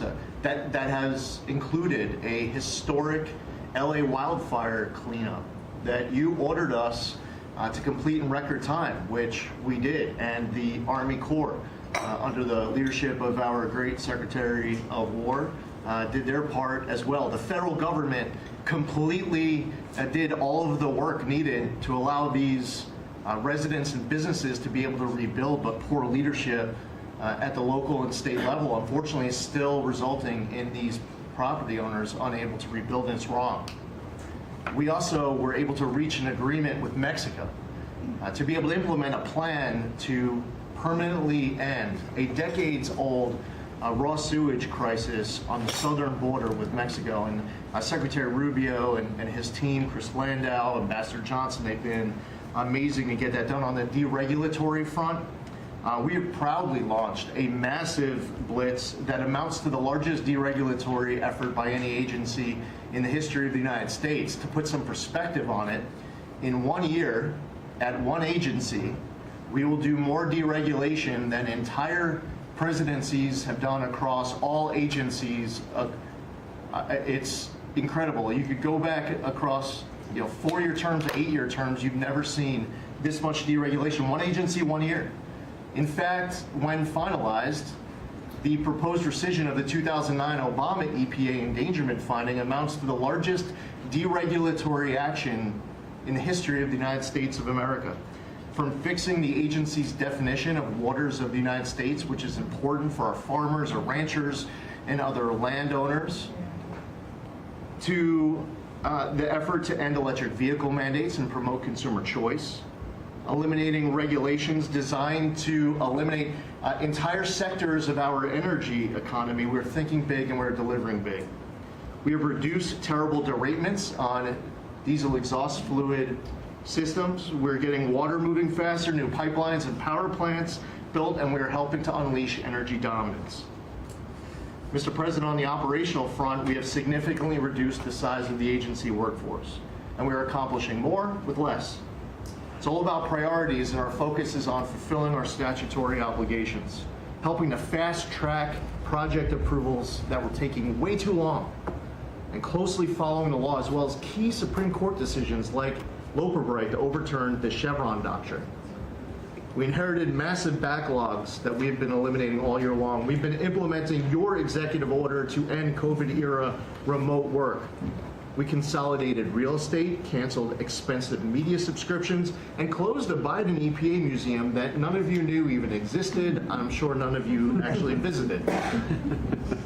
To put it another way, in 2024, the Biden EPA obligated and spent over $60 billion in 1 year, an agency with an operational budget of about $10 billion a year. In their own words, caught on camera, they were tossing gold bars off the Titanic, wasting precious tax dollars to pay off well-connected Obama and Biden officials. And they were doing it without any apology or regret. The Biden EPA, in fact, was amending grant agreements just days before you came into office to reduce agency oversight. But this year, 2025, at the Trump EPA, similar theme that you'll hear from everyone around this table. With our actions canceling wasteful grants and implementing other measures just mentioned, we have saved $30 billion. They spent over $60 billion. We have saved over $30 billion. The bottom line, by the way, is that the Green New scam is dead. It's a new day at the EPA where we will protect the environment and grow the economy. We will deliver on the Trump mandate every day. And we will fight with just one constituency front of mind, and that is the American people. Thank you, Mr. President, for being willing to take a bullet for this country. And if you were to ask me what I'm grateful for, whether it's a Thanksgiving, it's a Christmas, a Hanukkah, a New Year's, any time of year, the fact that this president, after 4 years serving in office, he could have just left it in the rearview mirror and went on to really enjoy retirement. But he is willing to take a bullet for all of you tuning in at home because he believes in this flag, our freedom, our liberties, and to save the greatest country in the history of the world. So I'm grateful this holiday season for you, Mr. President. You're willing to take a bullet for all of us, and by all of us, it's the American public. Thank you. Thank you. Mr. President, good morning, everyone. Well, in spite of the fact that your charge to me is to fire myself, we've really been incredibly hard at work making sure that we can return education to the states. And as I sit and listen to all the emergencies that we are addressing in this country, from the economy to our borders to everything that we're doing, I would say, sir, that if we do not fix education in our country with this hard reset that you are expecting, I think the greatest national emergency we could face is our education. Because if we are not going to educate our children, we're going to continue to fall behind the rest of the world. When there are only 30% of 12th graders, 8th graders, and 4th graders that can read at proficiency level, that is an incredibly harsh statement to make about our country. And you told me when you first were elected president, and you looked at, I think, right after you took office, the first NAEP scores, which is Nation's Report Card, came out and showed how far down we were in educational proficiency in our country. And not only the NAEP scores, but the international scores as well, showed us about third from the bottom. You told me you were not only embarrassed, but you were angry about this, and that we had to do something to change this in our country. And we took a hard look at it, and you absolutely said the bureaucracy of education in Washington is keeping its thumb on preventing growth what we should have, because it's best handled at the state level. Letting states put their programs in place, and some states are going to do it a lot better than others. But it's not going to happen from Washington, D.C. And when I hear things like, well, with no disrespect to any other country in the world that have really great programs, Germany, Sweden, Norway, we hear about this all the time. Point of fact is, they're this big. The United States is this big. We can't do it from Washington, D.C. It has to be done at the state level. So what we've been doing, as Rory brought up, Secretary of Labor brought up, we have a great working relationship. We have already signed and implemented one MOU or interagency agreement to handle the WIOA program and the Perkins grants to make sure it works. I call these, these are programs, pilot programs that we're putting out there. And if these are going to work, we will be able to permanently transfer these programs to other agencies. They're working like a charm. We've taken some of our best people in education. It still operates under the budget of the Department of Education and under the management of the Department of Education, but working with Lori's personnel. And when I hear pushback on that to say, well, how can this possibly work? To take education and put it in labor. Let's be efficient. One example, in order to draw down on a lot of the grants that they are helping us with, we're using their grant system. The grant system at the Department of Education is like held together with bubble gum and rubber bands. And it did not interact with any other agency. Now, we have this really smooth operation already in labor. So that has prompted us to sign also other interagency agreements, 2 more with labor, 1 with HHS, 1 with the Department of State, and we'll be moving other programs, but these are proof of concept. Let's make sure they're working and working smoothly before we ask Congress to codify these permanent moves. So that's kind of in the world of K through 12, what we're looking at right now, but in the world of higher education, as Attorney General Bondi mentioned, we've been working really very hard to make sure that we've got anti-Semitism and DEI out of our universities, and put some pretty stiff fines on, worked some good deals. I've enjoyed working with Harmeet, who is just an incredible negotiator. So we're bringing all of that to bear as well. So I can say, sir, that we are moving to return education to the states and to bring the level of education back up, making sure our students can read, are reintroducing the science of reading in schools. And going into next year, I can honestly say that we've got a lean, mean machine operating at the Department of Education. There's only half the workforce when we started, and we're more efficient, and I think we're going to see better results as we move into next year. So thank you for this incredible opportunity. Thank you very much. Thank you, Mr. President, during this holiday season for empowering us at HHS, me, Dr. McCary, Jay Bhattacharya, and Dr. Oz, to change the trajectory of this agency towards public health in a way from the tradition of serving the mercantile interests of the medical industrial complex and the big pharmaceutical companies.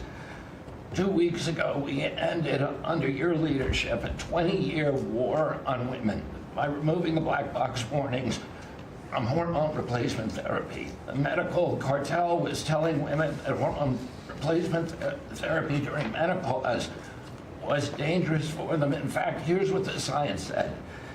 It diminishes the risk of fatal heart attacks by 25%, cardiac disease by 50%, Alzheimer's by 35%, bone fractures by 50 to 60%. It improves appetite, it improves sleep, it improves energy, it improves happiness. There are tens of millions of women in this country who have been deprived of that therapy because of scientific malpractice by the medical cartel. We are now remedying that, and this remedy will now be available to all women who want it during one of the most difficult transitions of their lives. MFN is one of our greatest accomplishments. It would not have happened without you. You were the only person who believed in it. You drove us to get it done.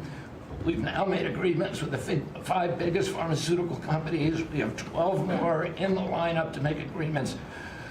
By the time this administration leaves office, 95% of the drugs in this country we will have the lowest prices of any nation in the developed world. Americans are already getting the benefits from these. These companies are already lowering these prices dramatically, as you've noticed. And then this week, Howard at Department of Commerce and Jameson at the U.S. Trade Representative made a bargain with Great Britain to raise their drug prices in conformance with your promise that the Europeans would raise theirs to counterbalance us lowering ours, and therefore we would keep intact the ecosystem of innovation and protect innovation. So congratulations on that, Mr. President. When you first asked me to take this job, one of the first contacts we made was with the leading health economics professor at Harvard. And we asked him what's the one innovation that we could do that would most dramatically improve the health care experience for the average American. And he said there's no contest, it's to get rid of prior authorization. Thanks to your leadership, we were able to convene the largest insurance companies in this country and do something that every administration, every Congress has promised for the past 30 years. We actually got it done. We convened the insurance companies representing 280 million Americans and got them to agree, most of them by January of 2026, for 2 months from now, to remove prior authorization for most of their procedures, for all the procedures we want them removed from. And that means that American patients at the point of care will be able to get an answer immediately. If your doctor says you need knee surgery, you will know before you leave that doctor's office whether your insurance company will pay for it or not. Similarly, healthcare records, the tech industry has refused to share healthcare records. You asked us to change that. We convened the 60 biggest tech companies at a conference that you presided over about 2 months ago. We now did a secondary conference which 400 leading companies all come in and agreed to remove any kind of blockages where individual Americans could get their own health care. Americans own their health care records, yet they were not able to access them. And if you lived in New Jersey and you moved to Oregon and you got injured, you went to a hospital, you would have to spend maybe 45 minutes filling out forms on a clipboard because your doctors there could not get your healthcare records. They couldn't get your blood type, your allergies, all the things that they ought to know immediately so they can save your life. Now that has all changed, and all these companies now have agreed to remove all the blocks on sharing healthcare records. Every American will have their healthcare records available on their cell phones. And it's already happening. In the last 6 months, there have been over 100 times the number of healthcare records shared by hospitals and during the entire previous administration.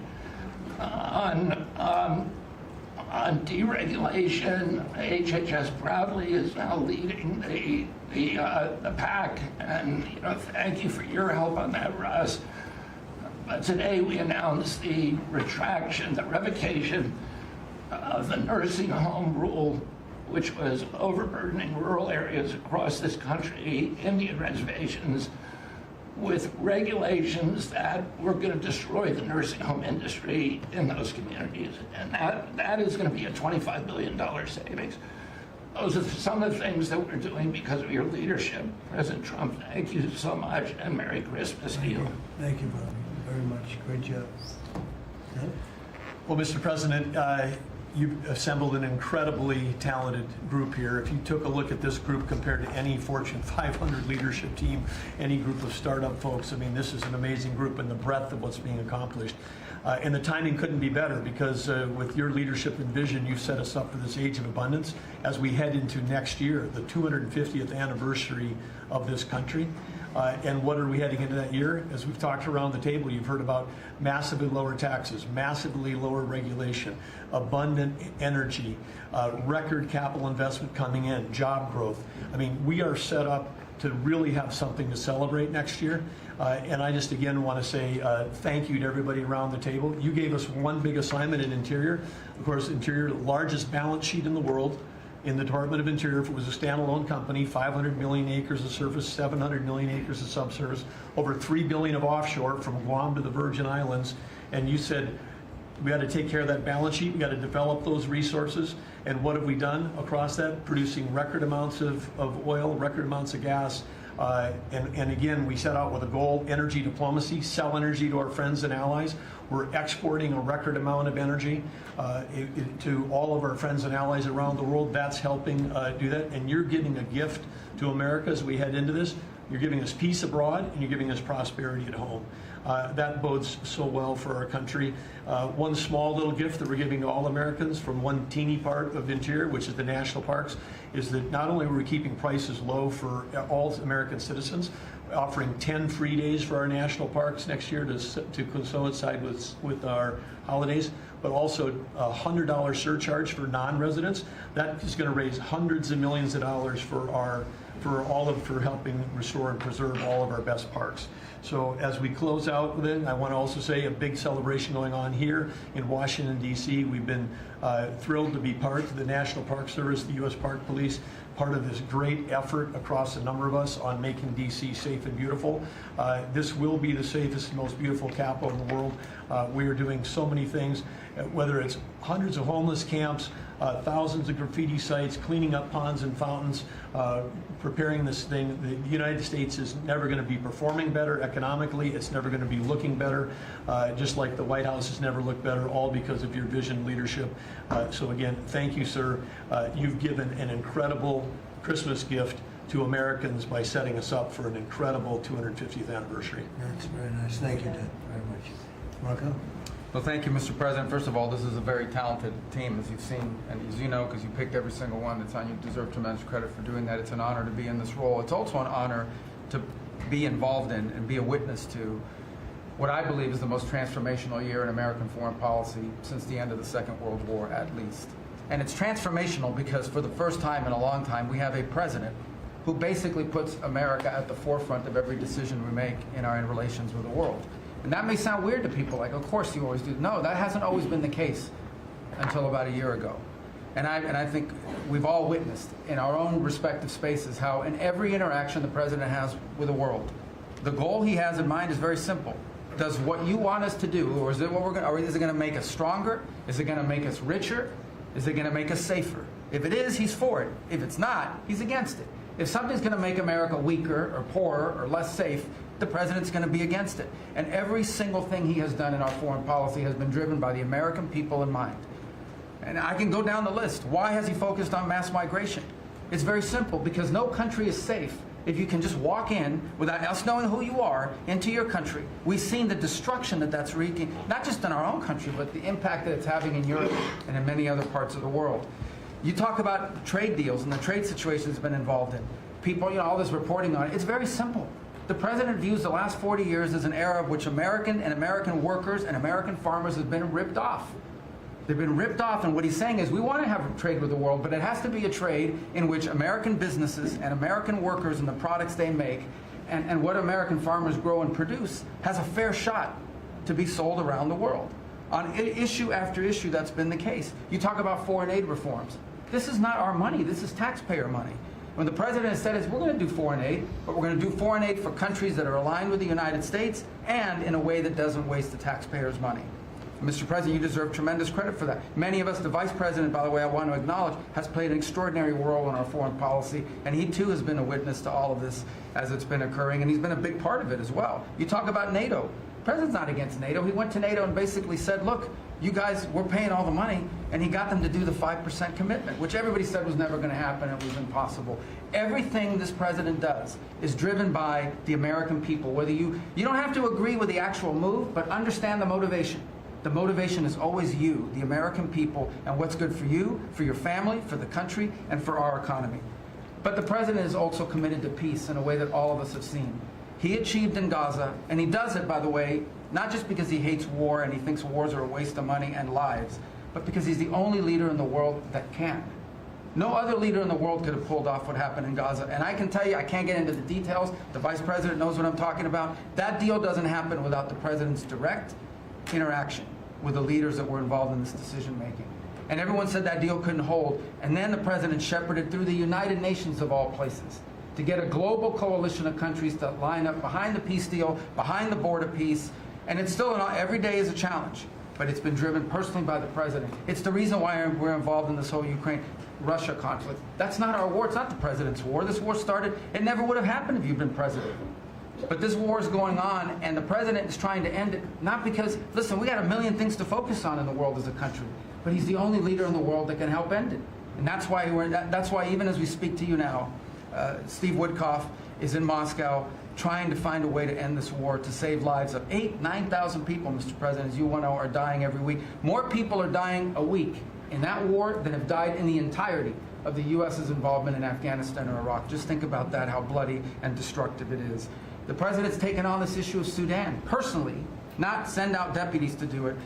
Again, far away from the United States, because he's the only leader in the world that can bring it about to an end, not to mention all the other peace deals, very dangerous ones like India and Pakistan, or Cambodia and Thailand.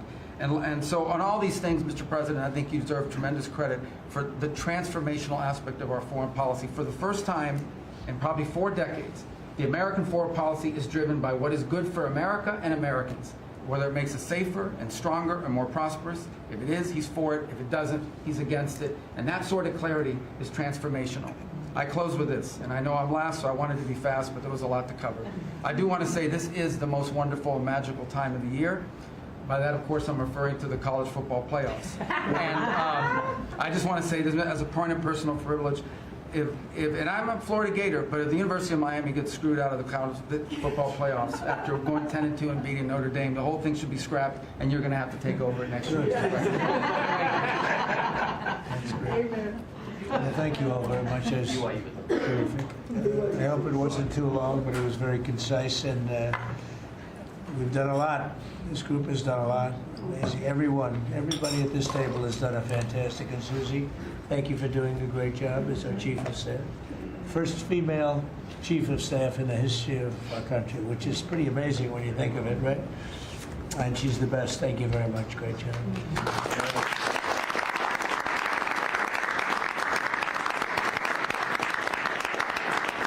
So after that, do you want to ask any questions? Mr. President, there's been a lot of speculation about who the next Fed chairman could possibly be. You said you have somebody in mind. How many names were you given on the final list? And does that person currently work on the board of Federal Reserve? Well, I'd say that we probably looked at 10. Then Scott interviewed some people that I didn't know, but he knew. And a lot of people were involved in the process, actually, and Howard was involved. But I think we probably looked at 10, and we have it down to 1. Can you answer this? I want to ask you about Elon Musk, if I could. You talked about Elon Musk. You had him in dinner here in the White House. Is he now back in your circle of friends? Well, I really don't know. I mean, I like Elon a lot. He was a very, he really helped during the election with his endorsement. He felt strongly. Look, we had one problem. You know, I didn't want to have everybody have to have an electric car, and he makes electric cars. And yeah, I think we get along well. No, on affordability. Mr. President, thank you. Yeah, one more. Yeah, when you talk about affordability, is going forward, are the American people, do you believe, getting impatient with the reforms that you're making? They've talked about it's about. I think they're getting fake news from guys like you. Look, affordability is a hoax that was started by Democrats who caused the problem of pricing, and they didn't end it. Look, they lost in a landslide. We won every swing state. We won the popular vote. We won everything. You take a look at districts. It was 2,750 to 525.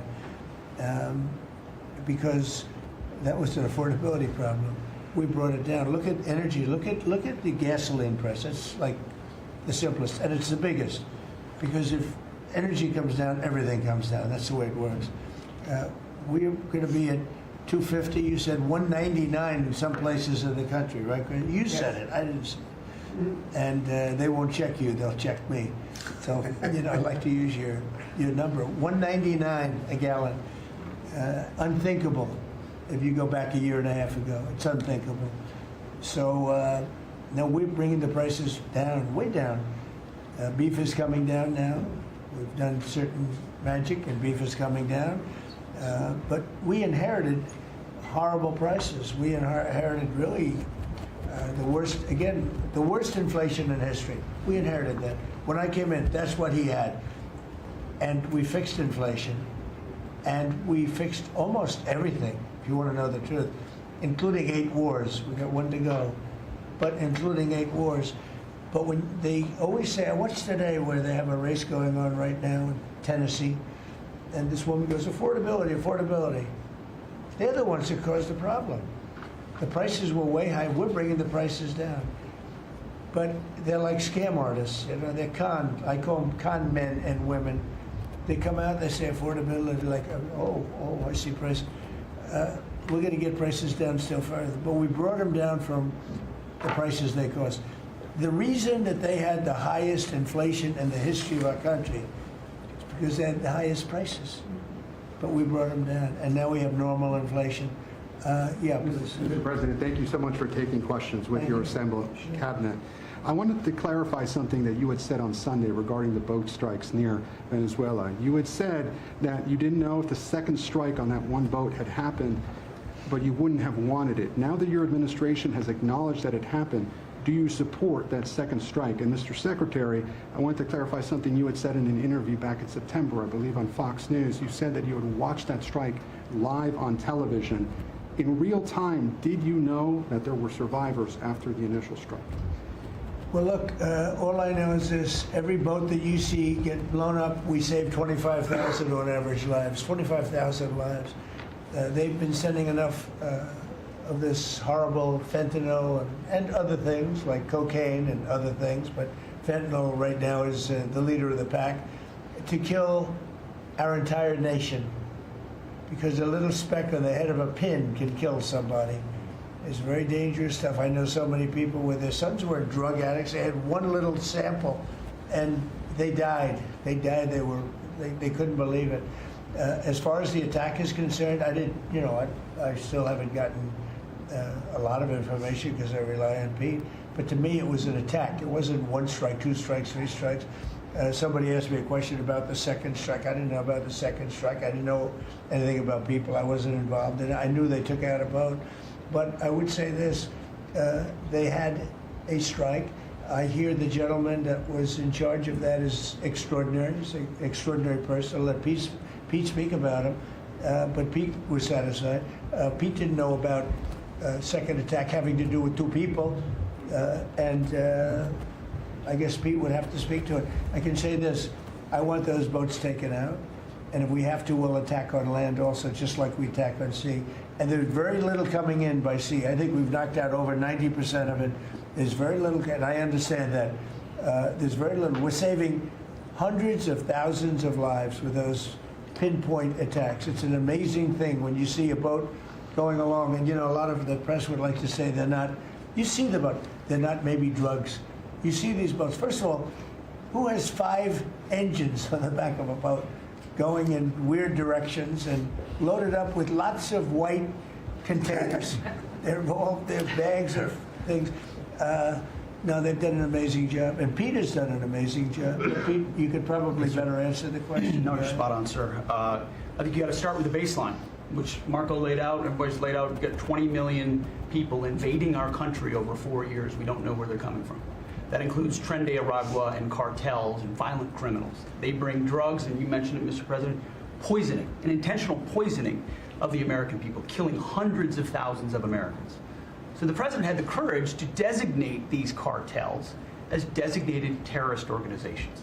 Now, a number of us here served in the military and spent 20 years fighting terrorists like Al-Qaeda and ISIS on the other side of the world. How do you treat Al-Qaeda and ISIS? Do you arrest them and treat them, pat them on the head and say, don't do that again? Or do you end the problem directly by taking a lethal, kinetic approach? And that's the way President Trump has authorized the War Department to look at these cartels. And I wish everybody could be in the room watching our professionals like Mitch Bradley, Admiral Mitch Bradley, and others at JSOC and SOCOM and other commanders. The deliberative process, the detail, the rigorous, the intel, the legal, the evidence-based way that we're able to, with sources and methods that we can't reveal here, that make sure that every one of those drug boats is tied to a designated terrorist organization. We know who's on it, what they're doing, what they're carrying. All these white bales are not Christmas gifts from Santa. This is drugs running on 4-motor fast boats or submarines that we've also struck. No one's fishing on a submarine. And I have empowered them to make that call. Now, the first couple of strikes, as you would, as any leader would want, you want to own that responsibility. So I said, I'm going to be the one to make the call after getting all the information and make sure it's the right strike. That was September 2nd.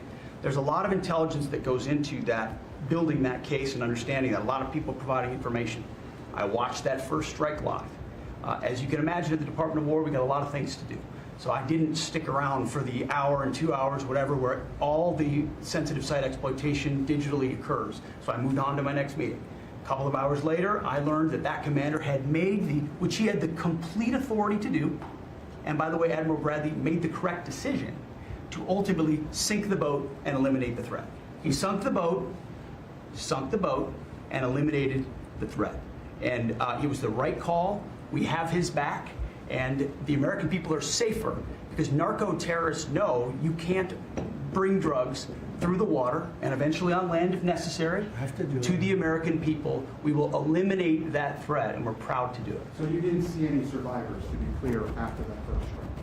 You personally? I did not personally see survivors, but I stand, because the thing was on fire. It was exploded and fire and smoke. You can't see anything. You got digital. This is called the fog of war. This is what you in the press don't understand. You sit in your air-conditioned offices or up on Capitol Hill and you nitpick and you plant fake stories in the Washington Post about kill everybody, phrases on anonymous sources not based in anything, not based in any truth at all. And then you want to throw out really irresponsible terms about American heroes, about the judgment that they made. I wrote a whole book on this topic because of what politicians and the press does to warfighters.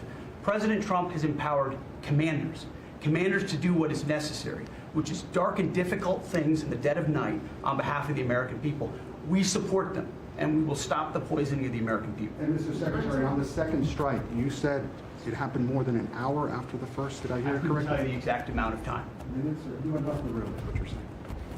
I already stated my answer quite clearly. So remember this, we lost last year, I think it was more than that, but you know, people don't like saying it because they always said 100,000, 115,000, numbers we've been hearing for years. So we lost last year more than 200,000 people, dead people, ruined families beyond the 200,000. And those 200,000, that family will never be the same. But these people have killed over 200,000 people, actually killed over 200,000 people last year. And those numbers are down. Those numbers are down. They're way down.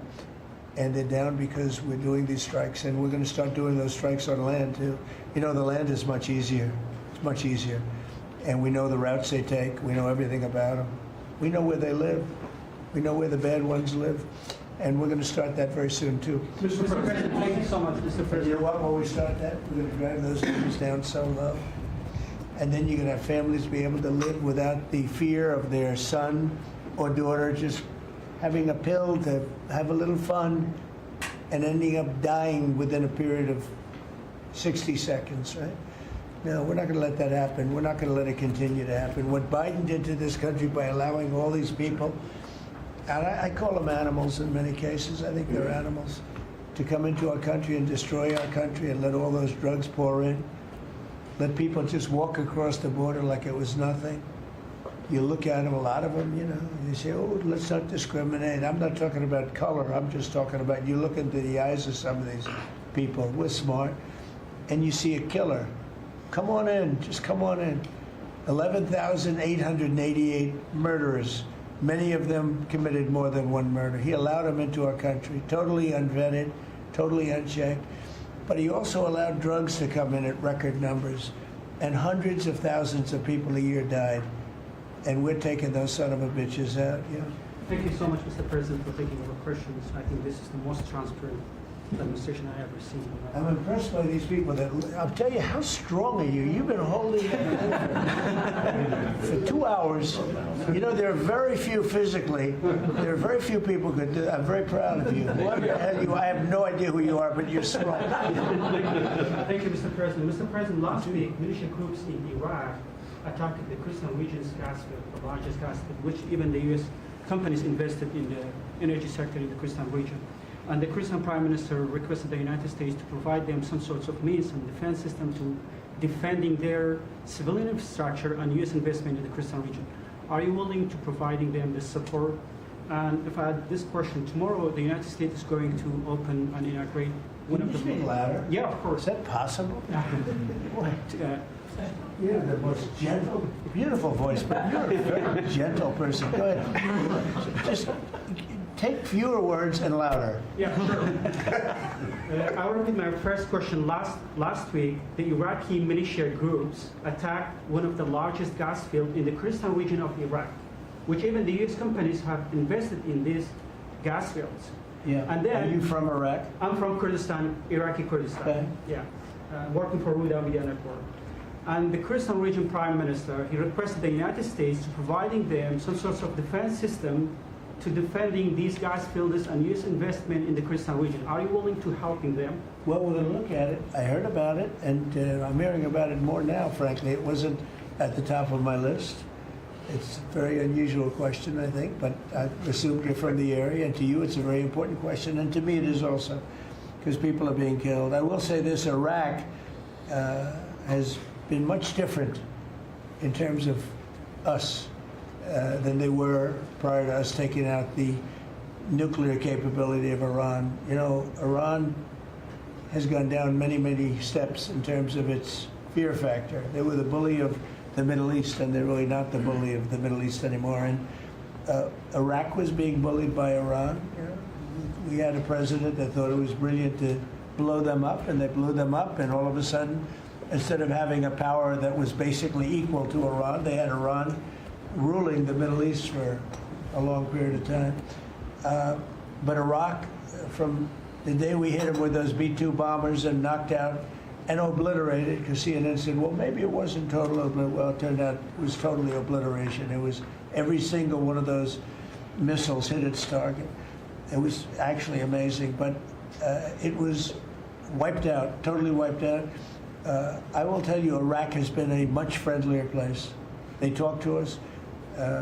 The Prime Minister actually nominated me along with about 78 other countries for the Nobel Prize. I'm the only one that was nominated by almost 100 countries that didn't get it. But that's okay. But I saved a lot of lives. I saved a lot of lives. But Iraq nominated us for the Nobel Prize, and that was a great honor. You know, we didn't expect that from Iraq. Iraq has been a much different place since the taking out of Iran the nuclear capability. Yeah, let's get to it. Here we go. This guy's a beauty. Go ahead. Secretary Rubio mentioned your meetings ongoing in Russia today. Do you have any update from Mr. Witkoff and Mr. Kushner? No update, because I've been spending too much time with you. I mean, we're spending a lot of time in here. We wanted to do this you talk about being open and transparent. This has to be the most transparent administration in history. We spent a lot of time answering your questions and giving you a lot of good, good results. I mean, I think everybody here gave you good results. But no, I don't. I will have after I leave here. But do you hope for a breakthrough, or is it not I quite don't at know. that stage? I don't know. Look, I don't know. All I can tell you is that we're trying very hard to save 25 to 30,000 people, mostly men, mostly soldiers, every month. 25,000 to 30,000 soldiers. It's impossible. That's half a stadium. Take a big football stadium. Take half of those people in a stadium, and they're wiped out. They're killed every month. It's crazy. That war is crazy. That would have never happened with me, and it didn't happen for 4 years. And you just mentioned potential land strikes. Can you elaborate anything on that? Yeah, I'll elaborate. If they come in through a certain country or any country, or if we think they're building mills for whether it's fentanyl or cocaine. I hear Colombia, the country of Colombia, is making cocaine. They have cocaine manufacturing plants, okay? And then they sell us their cocaine. We appreciate that very much. But yeah, anybody that's doing that and selling it into our country is subject to attack. So not necessarily just Venezuela? No, not just Venezuela, no. Venezuela's been very bad. Venezuela's been really bad in something else, probably worse than most, but a lot of other people do it too. They would send murderers into our country. They would empty their jails into our country. They sent people into our country that we don't want. They sent their drug dealers and their drug people into our country. They sent people from their mental institutions into our country, and we're getting them out. That was bad. That was real bad. And they also sent drugs. Yeah. On Tim Walz, Mr. President, do you think he should resign over the fraud scandal in his state? And who should? Tim Walz, over the fraud scandal in his state. Look, I think the man's a grossly incompetent man. I thought that from the day I watched J.D. destroy him in the debate. I was saying, who was more incompetent, that man or my man? I had a man and he had a man. They were both incompetent, and I had a man and a woman. I thought she was very incompetent too, but now she's leading the field, and I think she's leading the field in this, the nomination. Anyway, look, that's up to them. That's up to the Democrats. You know, the problem with them is they have really bad policy. And I'm not going to say what it is because I don't want them to change it necessarily. Because I want to run against it, whether it's not going to be me, it's going to be somebody that's going to probably sitting at this table. Could be a couple of people sitting at this table. Could be a couple of people running together sitting at this table, you know. But I want them to win because we've done a great job for this country, and I want that to be carried forward. And you know, I think we have a tremendous bench, really a tremendous bench. But no, I think that Walz is a grossly incompetent man. There's something wrong with him. Okay, there's something wrong with him. And when you look at what he's done with Somalia, which is barely a country, you know, they have no anything. They just run around killing each other. There's no structure. And when I see somebody like Ilhan Omar, who I don't know at all, but I always watch her for years. I've watched her complain about our Constitution, how she's being treated badly. Our Constitution, the United States of America, is a bad place. Hates everybody, hates Jewish people, hates everybody. And I think she's an incompetent person. She's a real terrible person. But when I watch what is happening in Minnesota, the land of 1,000 lakes, or however many lakes they have, they got a lot of lakes. But this beautiful place, and I see these people ripping it off, and now I'm understanding, and you're going to look at that, Scott, I hear they ripped off Somalians, ripped off that state for billions of dollars, billions, every year, billions of dollars, and they contribute nothing. The welfare is like 88%. They contribute nothing. I don't want them in our country, I'll be honest with you, okay? Somebody would say, oh, that's not politically correct. I don't care. I don't want them in our country. Their country's no good for a reason. Their country stinks, and we don't want them in our country. I could say that about other countries, too. I can say it about other countries, too. We don't want them to hell. We have to rebuild our country. You know, our country's at a tipping point. We could go bad. We're at a tipping point. I don't know if people mind me saying that, but I'm saying it. We could go one way or the other, and we're going to go the wrong way if we keep taking in garbage into our country. Ilhan Omar is garbage. She's garbage. Her friends are garbage. These aren't people that work. These aren't people that say, let's go, come on, let's make this place great.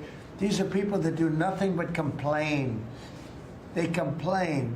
And from where they came from, they got nothing. You know, they came from paradise, and they said, this isn't paradise. But when they come from hell, and they complain, and do nothing but bitch, we don't want them in our country. Let them go back to where they came from and fix it. Okay. Thank you very much, everybody.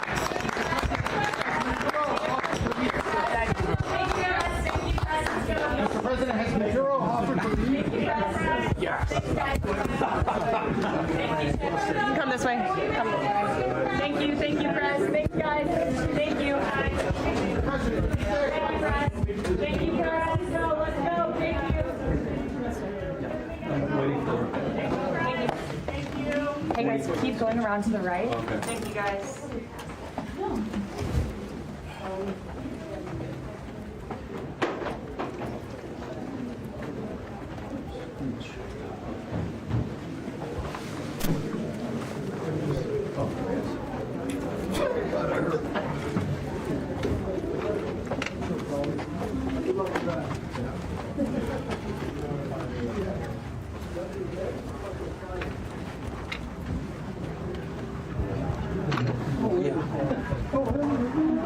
arm started to cave and I had to shift up. Pictures you took of Mark getting his shout out.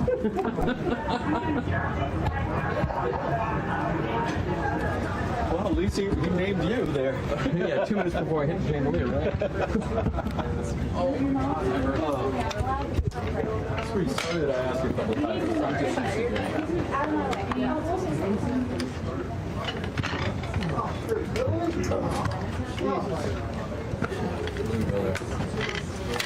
Oh.